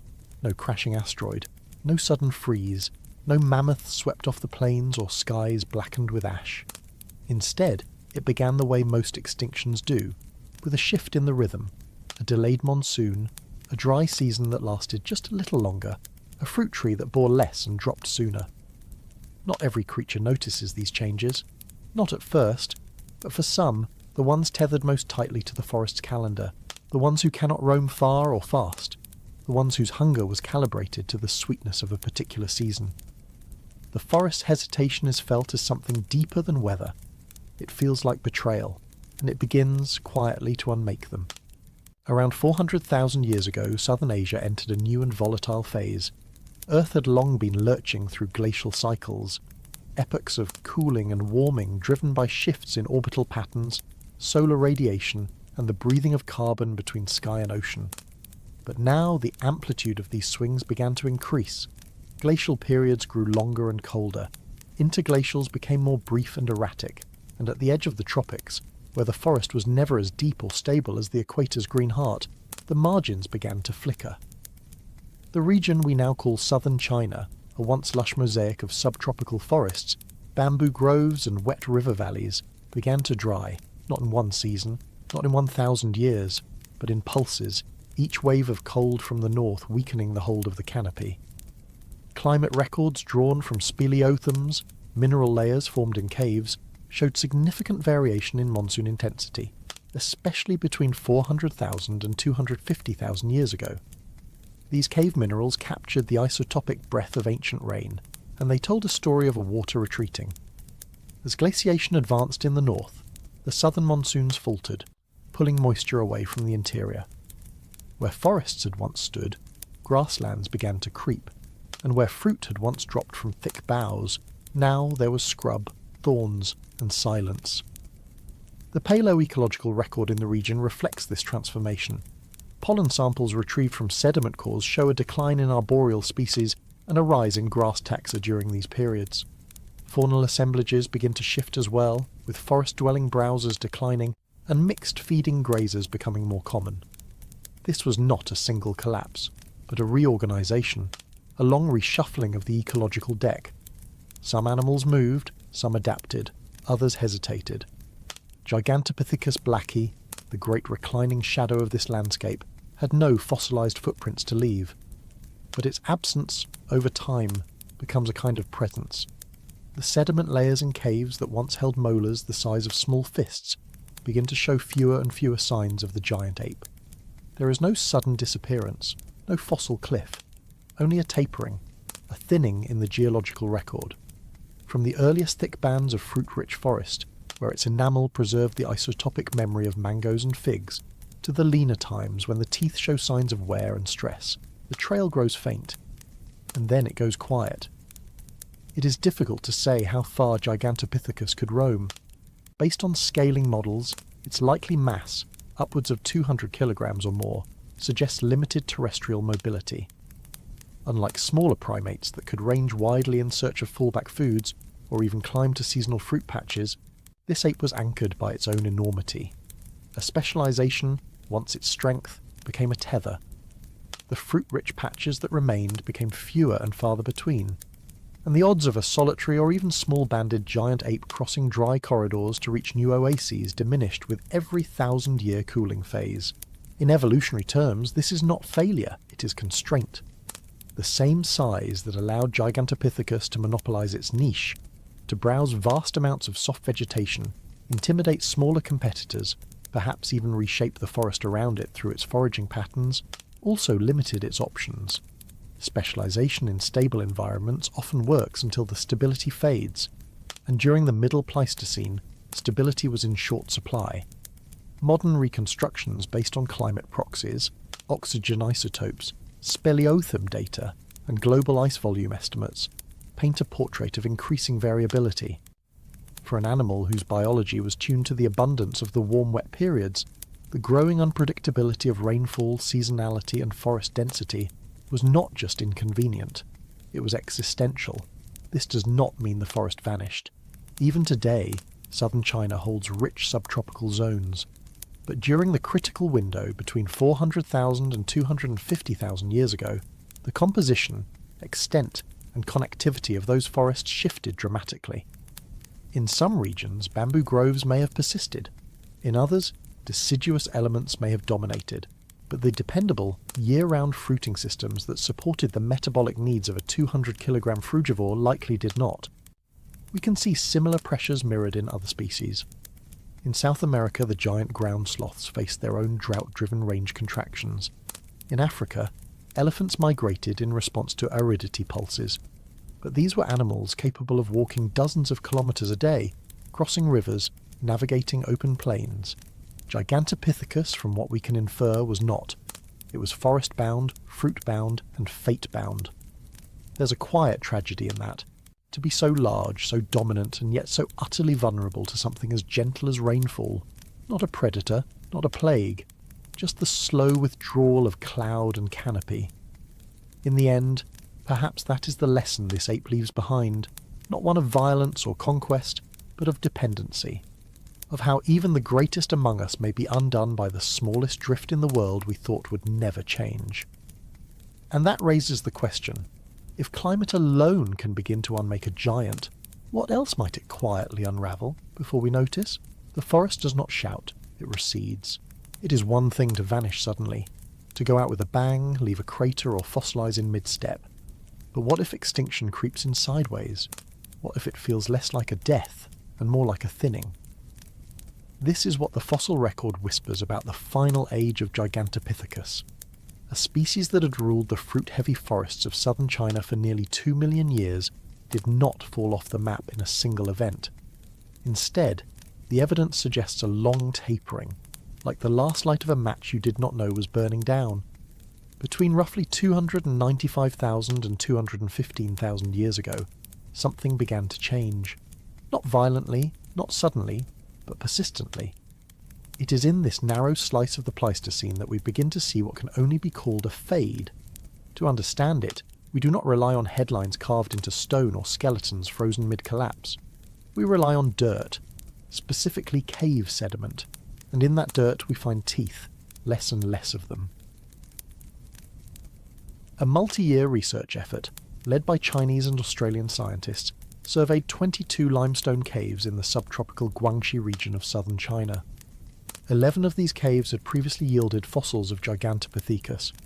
The team applied luminescence dating to the cave sediments themselves, a method that determines the last time mineral grains were exposed to sunlight before being buried. In parallel, they used uranium-thorium dating on the fossilised teeth and jaw fragments to constrain their age more precisely. What emerged was a ghost curve of demographic decline.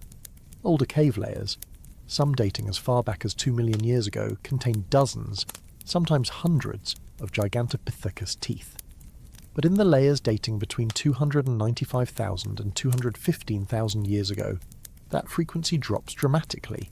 In some caves, from dozens of specimens to just 3 or 4, in others to none.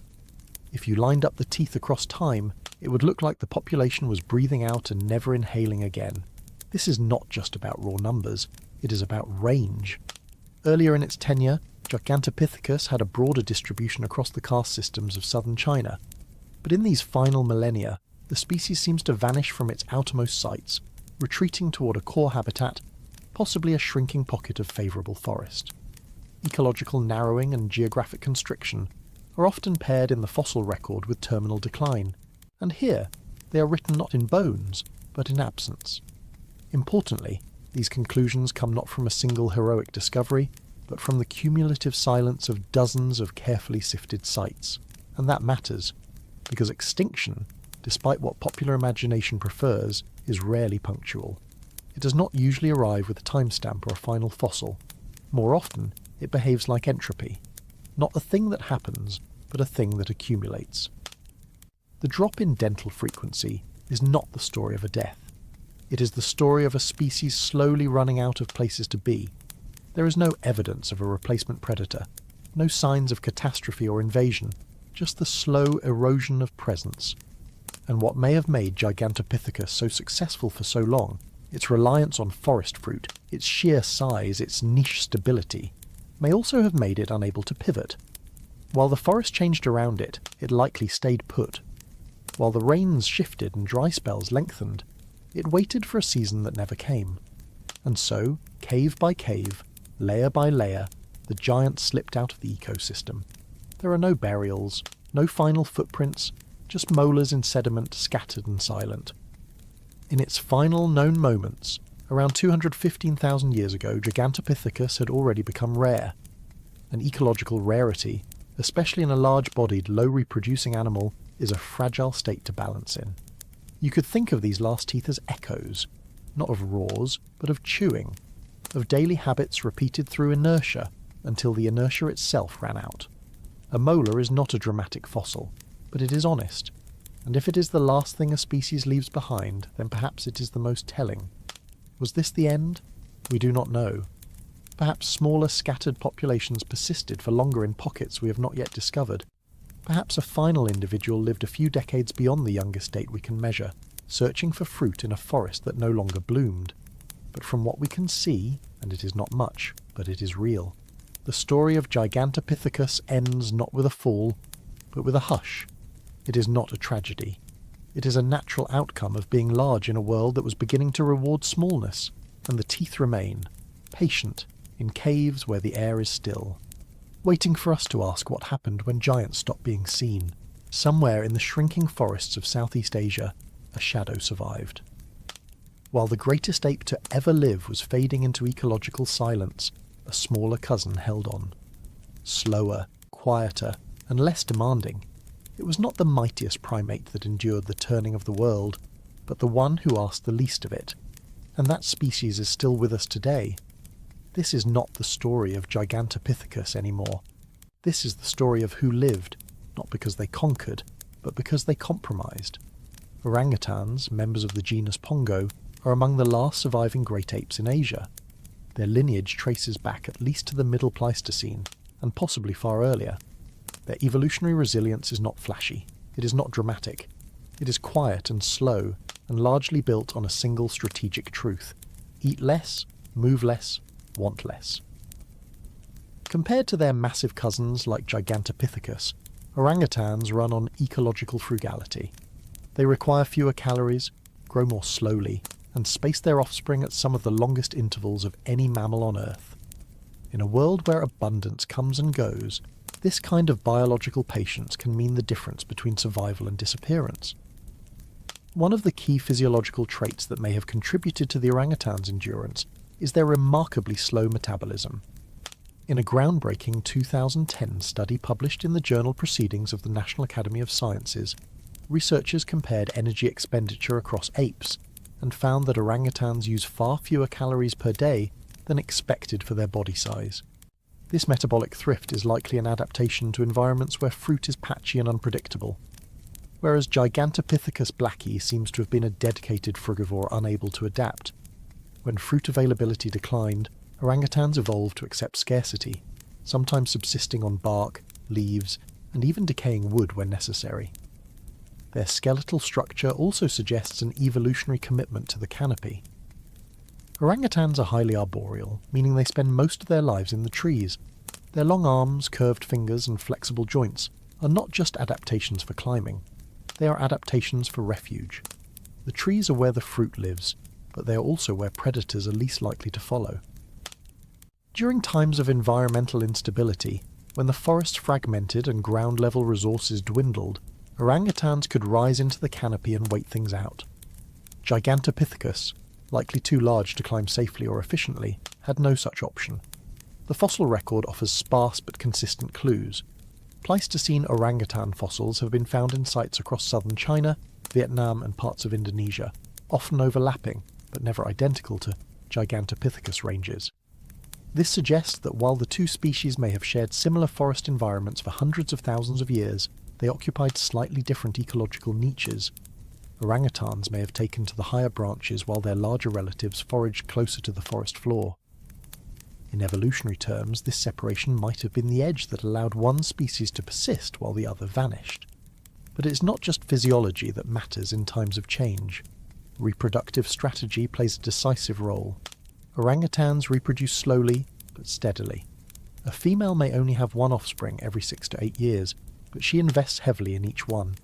The infant clings to her for years, learning the roots, the foods, the rhythms of an unstable forest. This long childhood, while risky in a fast-changing world, also ensures deep transmission of survival knowledge. What trees bear fruit when, which branches are safe, which calls signal danger. Over evolutionary timescales, this kind of behavioural inheritance may act as a stabiliser, keeping populations viable even when conditions worsen. Some of the most sobering evidence about orangutan resilience comes not from the deep past, but from the present. Today, Bornean and Sumatran orangutans are critically endangered, their habitats fragmented by logging, agriculture and fire, and yet they persist.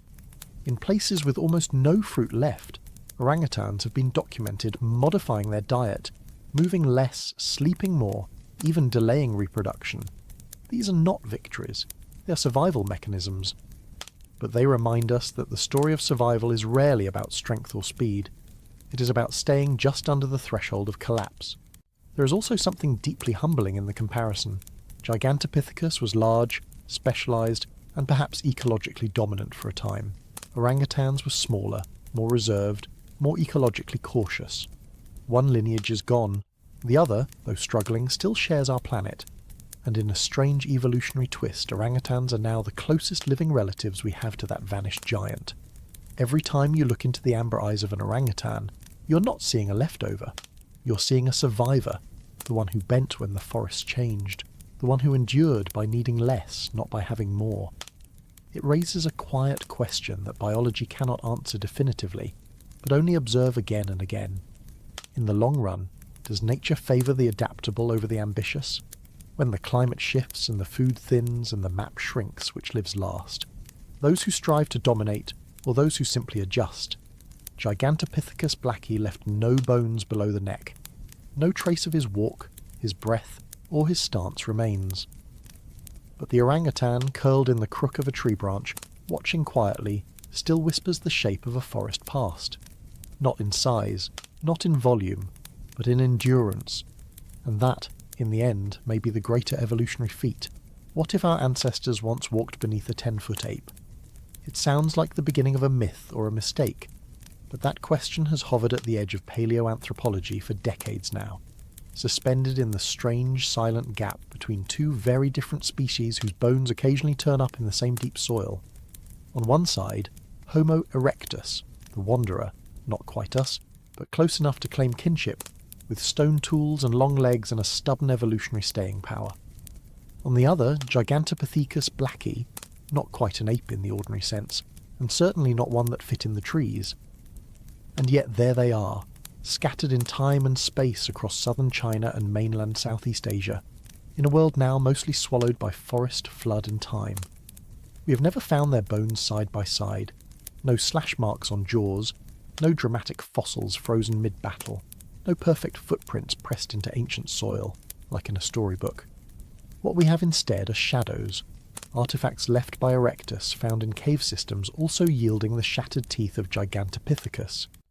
Sediment layers that suggest the two may have frequented the same valleys, or watered at the same springs, separated perhaps by centuries, or by moments. Stone tools from Erectus populations have been uncovered in multiple sites throughout southern China, particularly in the Bose Basin and the Guangxi region. These sites date to between 800,000 and 300,000 years ago, which falls directly within the known range of Gigantopithecus blacki's existence. This overlap is the starting point for the entire conversation. But the silence that follows is just as important. We know Homo erectus was remarkably adaptable.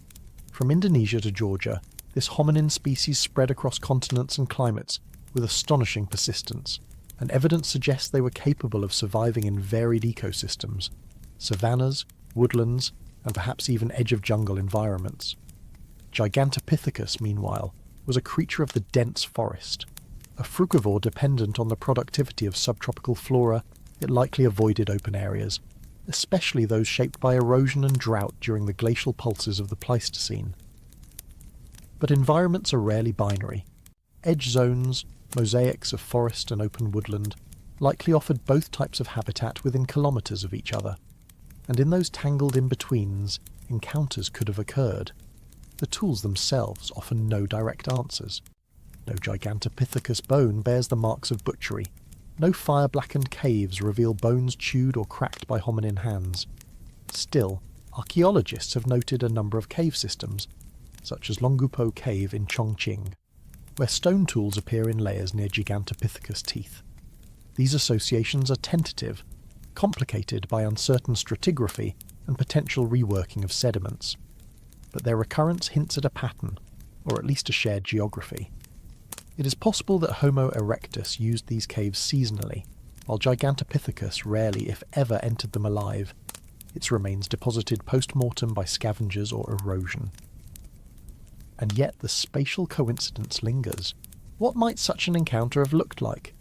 Imagine a lowland forest edge, humid and thick with undergrowth, around 500,000 years ago.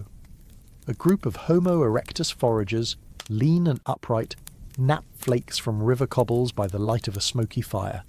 A rustle, a shape moving through the trees, enormous, slow, almost spectral in the twilight. It does not charge, does not vocalize, does not even register as a threat at first. Just the echo of something very old, very big, and very alone. And then it is gone. A myth already, even in its own time. Of course, this is pure speculation. Paleoanthropology is not in the business of fantasies, but it is in the business of patterns, of noticing the places where timelines converge and asking what that convergence might have meant. There is a haunting symmetry in the fact that Gigantopithecus and Homo erectus shared the same continent during the same window of time, yet left no trace of interaction. One evolved for massive jaws, the other for massive journeys. One built nothing, the other left tools scattered like breadcrumbs across the old world. And yet both species disappeared, not at the same time, and not for the same reasons, but gone nonetheless. It's tempting to imagine conflict or competition, but it's equally possible that the silence is the story, that these two primates, so different in scale and strategy, passed like ships in a fog of leaves and centuries. No war, no cooperation, just a brief coexistence, barely registered by the forests around them, before each species moved further into its own evolutionary cul-de-sac. One led to us, the other led nowhere. The absence of evidence is not evidence of absence, as the cliché goes. But in this case, the absence might still tell us something. Not about drama, but about proximity. About how vast the world was even then. About how two species can occupy overlapping timelines, share rivers and mountains and still never quite collide. Or if they did, they left no mark that we can find. Yet. So we keep looking. Because sometimes the echo of a meeting is all that remains. And if we ever do find a footprint, a cracked bone, or a shard of stone lodged in the same sediment that held a giant's tooth, it won't just change how we think about Gigantopithecus. It will change how we think about ourselves. What kinds of neighbours we once had. What kinds of neighbours we could be. If extinction were a spectacle, then Gigantopithecus missed the show entirely. There was no fiery impact, no volcanic winter, no hunters with spears surrounding the last of its kind. Just time. Just change. Just the slow geometry of disappearance. And that in itself might be the most haunting kind of ending. Somewhere between 295,000 and 215,000 years ago, the trail goes cold. Fossil sites that once gave us molars and mandibles fall silent. Not abruptly, not catastrophically, just less. Less material, fewer specimens, shallower sedimentary context.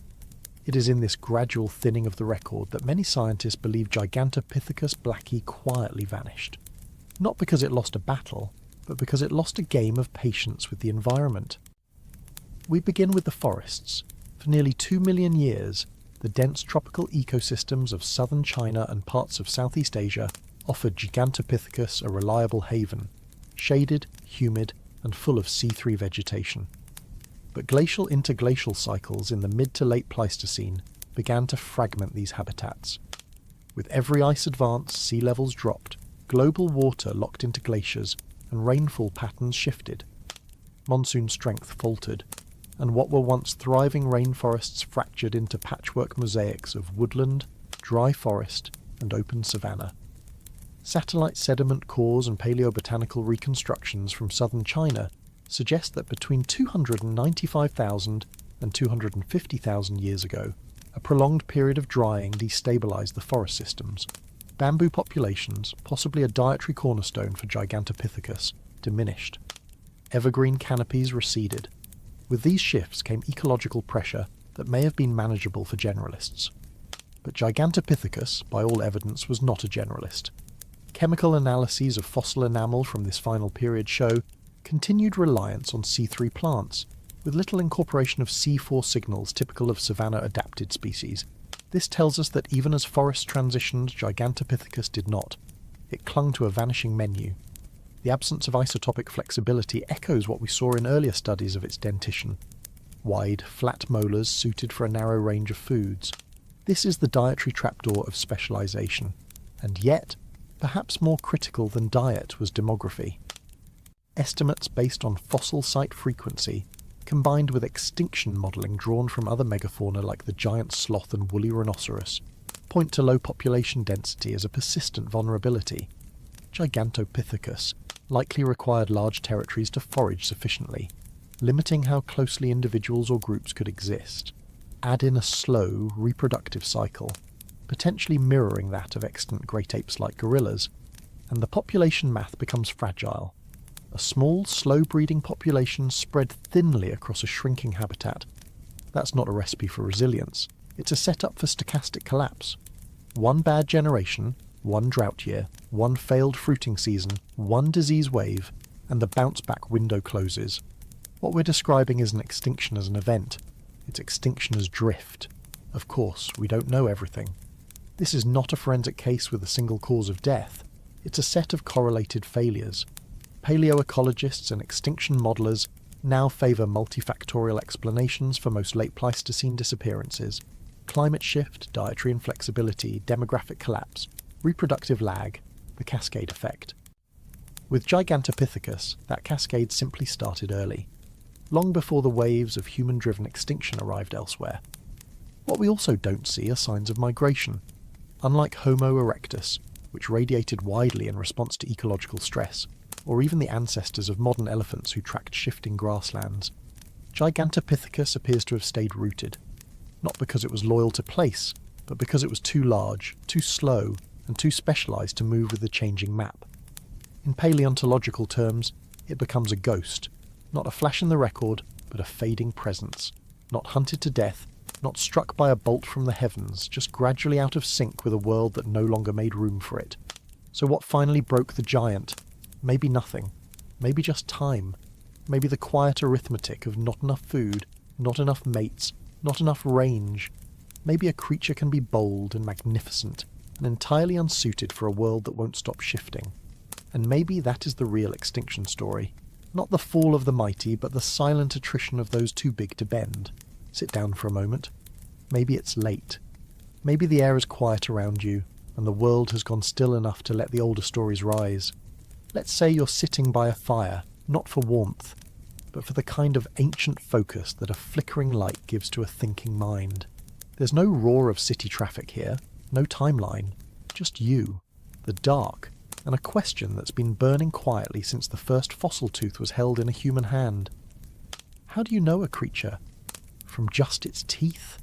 It's a ridiculous question on the face of it. Teeth are tools, not thoughts. They are blunt evolutionary instruments designed to shear or crush, to pierce or grind. They do not dream, they do not mourn, and they do not remember anything, at least not in the way we do. And yet, it is through these humble structures that entire lives are resurrected. Gigantopithecus, the largest ape that ever lived, is known to us almost exclusively through teeth. Molars the size of bottle caps. Jaws thick enough to hold a small novel in bone. There is no skeleton, no femur to show how it walked, no cranium to reveal the shape of its mind. Just dentition, just enamel, just these rugged time travellers from an unremembered forest. Paleontology, especially when it touches our own lineage, is a science of absence. For every one fossil that survives, billions of bodies have returned to the earth unrecorded. For every tooth we hold, there are 10 million that vanished into the roots of trees, the gullets of scavengers, or the quiet grinding of geologic time. So when we study a molar, we are not just studying what is there. We are listening to what isn't. The worn edges of enamel, the traces of phytoliths, the depth of the pulp cavity. All of it is data, yes, but it is also silhouette. And silhouette is not the same as presence. It's the outline of a life, not the life itself. And yet, strangely, it's enough. Teeth can tell you what someone ate, what season they were stressed, how long they nursed, whether they were adapted to fruit, to leaves, to something tougher. Teeth can even whisper their age, in years and in epochs. A line here, a crack there, geochemical ghosts that linger in dentin long after the body's gone. And with enough of them, 1,000, maybe more, we start to glimpse the curve of a species. Not the personality, perhaps, but the pattern. Not a name, but a niche. But what's missing? Everything else.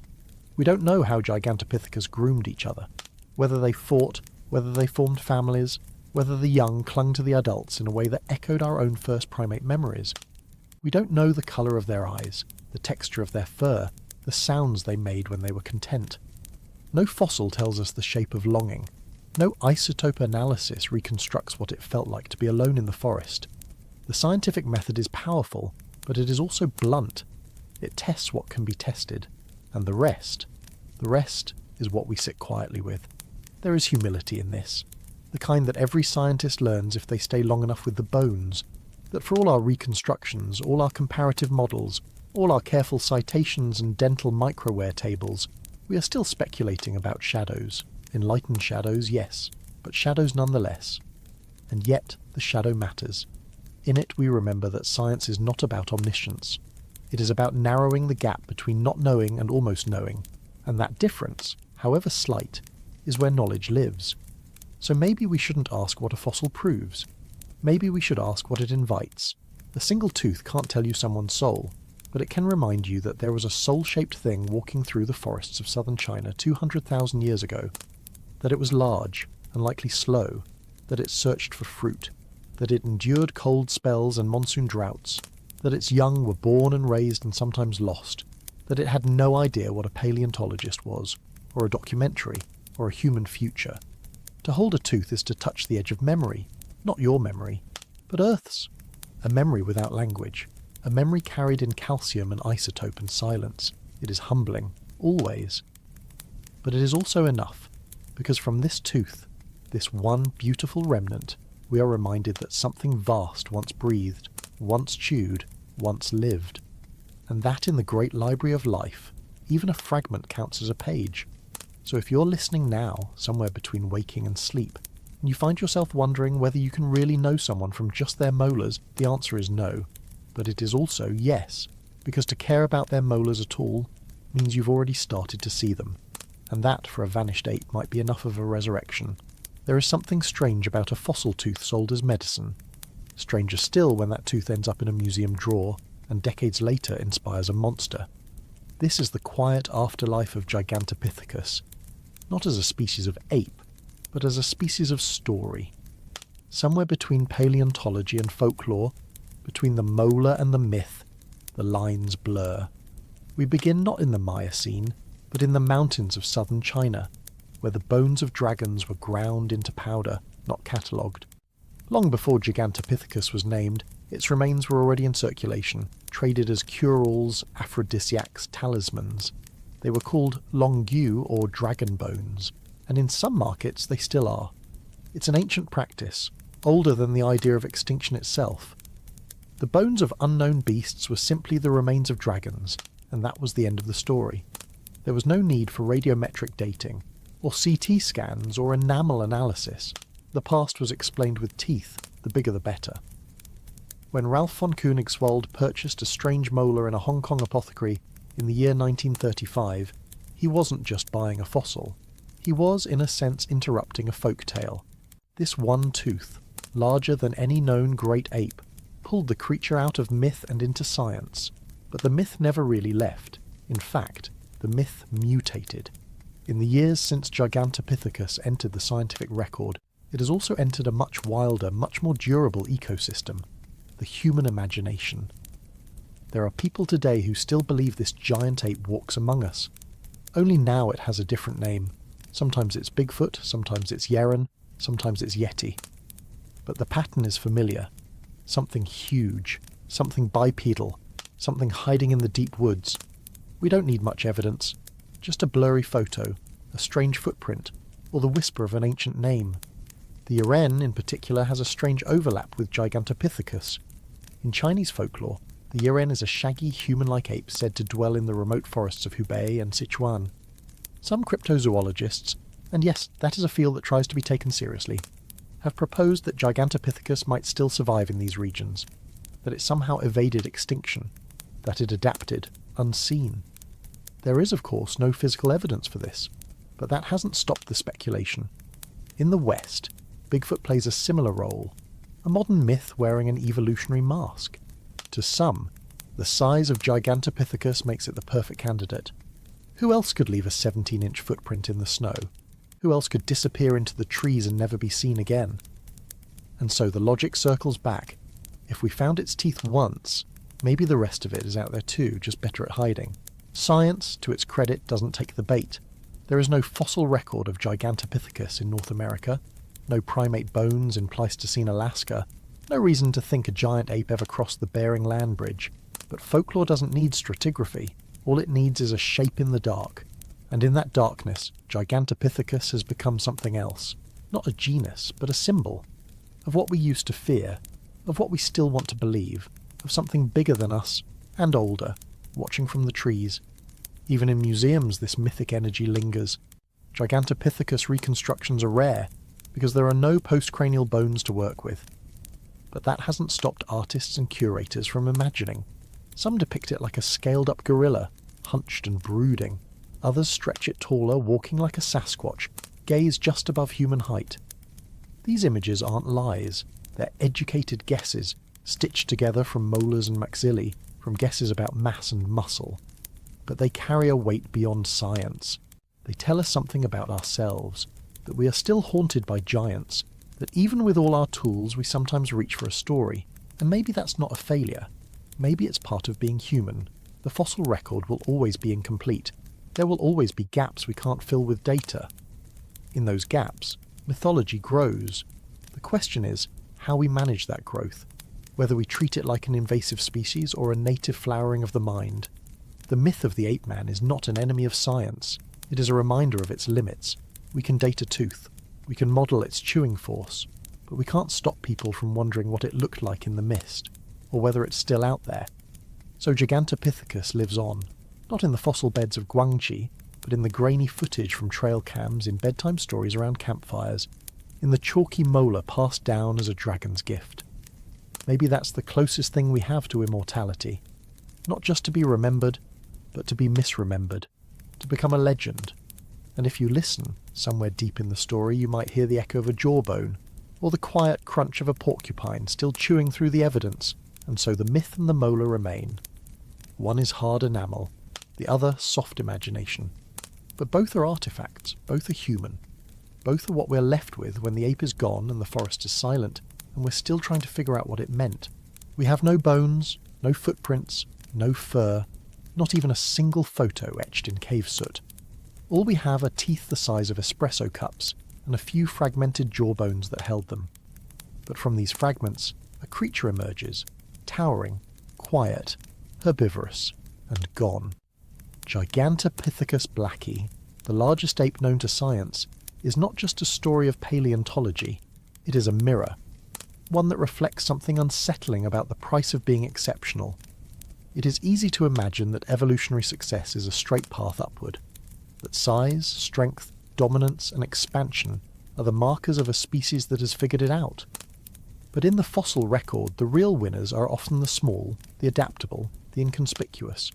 Creatures that bend with the wind instead of towering above it. Evolution is not a celebration of grandeur.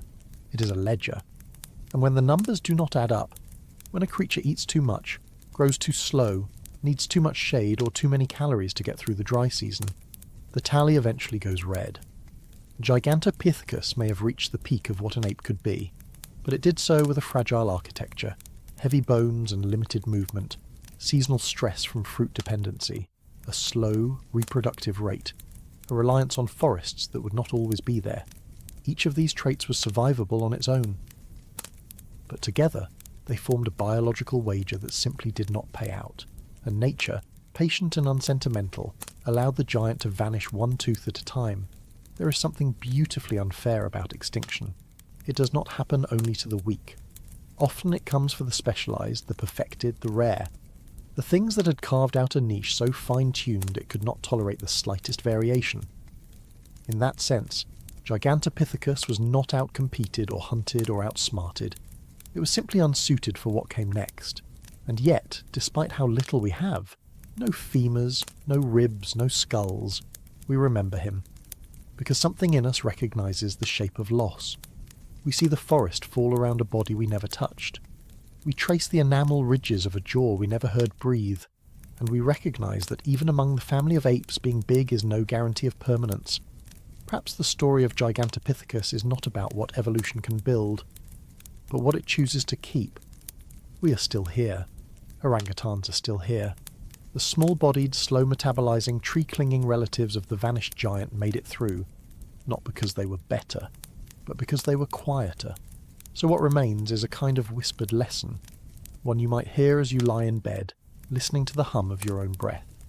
That survival is not a race, it is not a hierarchy. It It is not even fair. It is a matter of timing, chance, and the delicate chemistry between body and world. Gigantopithecus did not fail. It simply ran out of forest, ran out of fruit, ran out of time. What if size isn't strength? What if extinction is the price of being too much? It is a quiet kind of irony, the kind that only evolution delivers with such indifference, that the largest ape to ever live was neither a conqueror nor a predator, not a builder of tools, not a maker of fire, not a singer of myths, just a leaf chewer, a fruit seeker, a shadow-moving stomach with gentle molars, no roars, no drama, just hunger, over and over, until one day there wasn't enough left to eat. Gigantopithecus was a creature that evolution overdid, too large, too heavy, too slow, too specialized. And yet, for well over 1 million years, it worked. Its size wasn't a mistake. It was a strategy, an experiment. Nature's attempt at solving the jungle equation differently. You don't always need to be clever if you're massive.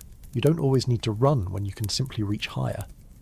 But when the forest shrinks, and the fruit thins, and the rains forget to fall, even the tallest reach can't help you. It's easy to project heroism or foolishness onto extinction, as if every vanishing is a moral story. But the fossil record is not a parable. It's a ledger, a list of biological experiments and the odds they played. Gigantopithecus didn't fail. It just bet on abundance, and lost. We will likely never know its true posture, its gait, the sound of its breath, or the weight of its presence on the forest floor. We won't know the colour of its coat, the curve of its face, or how it looked at others of its kind. But we know it was here. We know that dragon teeth sold in old Chinese pharmacies once belonged to it. We know that it lived long enough to make an imprint in sediment and enamel, but not long enough to tell its own story. That's where we come in. That's what paleontology is, in the end. The quiet work of rebuilding presence from absence. The humility of describing an entire body from just its mouth. The attempt to reimagine a vanished life without turning it into a myth. Gigantopithecus is not a monster or a cautionary tale. It's not Bigfoot or Yeti or a missing link. It was a real animal, with real biology, real hunger, real limitations, and what it leaves behind is not a moral, but a mirror, a reminder that size is not permanence, that abundance is not guarantee, that evolution is not a ladder but a tree, and sometimes the branches that grow tallest are also the first to snap when the weather turns. Perhaps most hauntingly, Gigantopithecus leaves us with an emotional blind spot in science. The absence of shared time. We never met him, never stood beneath his shadow, never watched him eat or rest or raise young. He is entirely prehistoric, entirely inferred, and yet we feel something when we imagine him. A kind of sorrow, a kind of awe, maybe even a quiet kinship. Because in the end, what vanished wasn't just an ape. It was a version of what being an ape could be. And so the rainforest closes behind him. Not with a bang, not with a flood, but with a silence.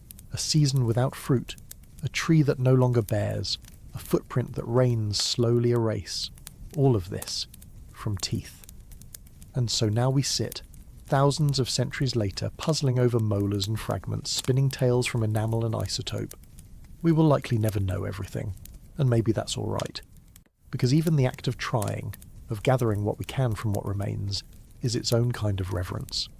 If the world had been slightly different, if the climate had shifted slower, if fruit trees had held on just a little longer, maybe Gigantopithecus would still be watching us now.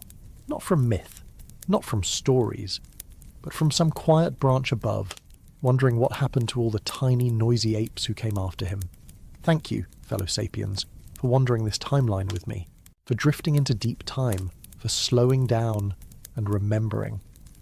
If this helped you fall asleep, helped you study, or simply helped you step out of the noise for a while, thank you for being here.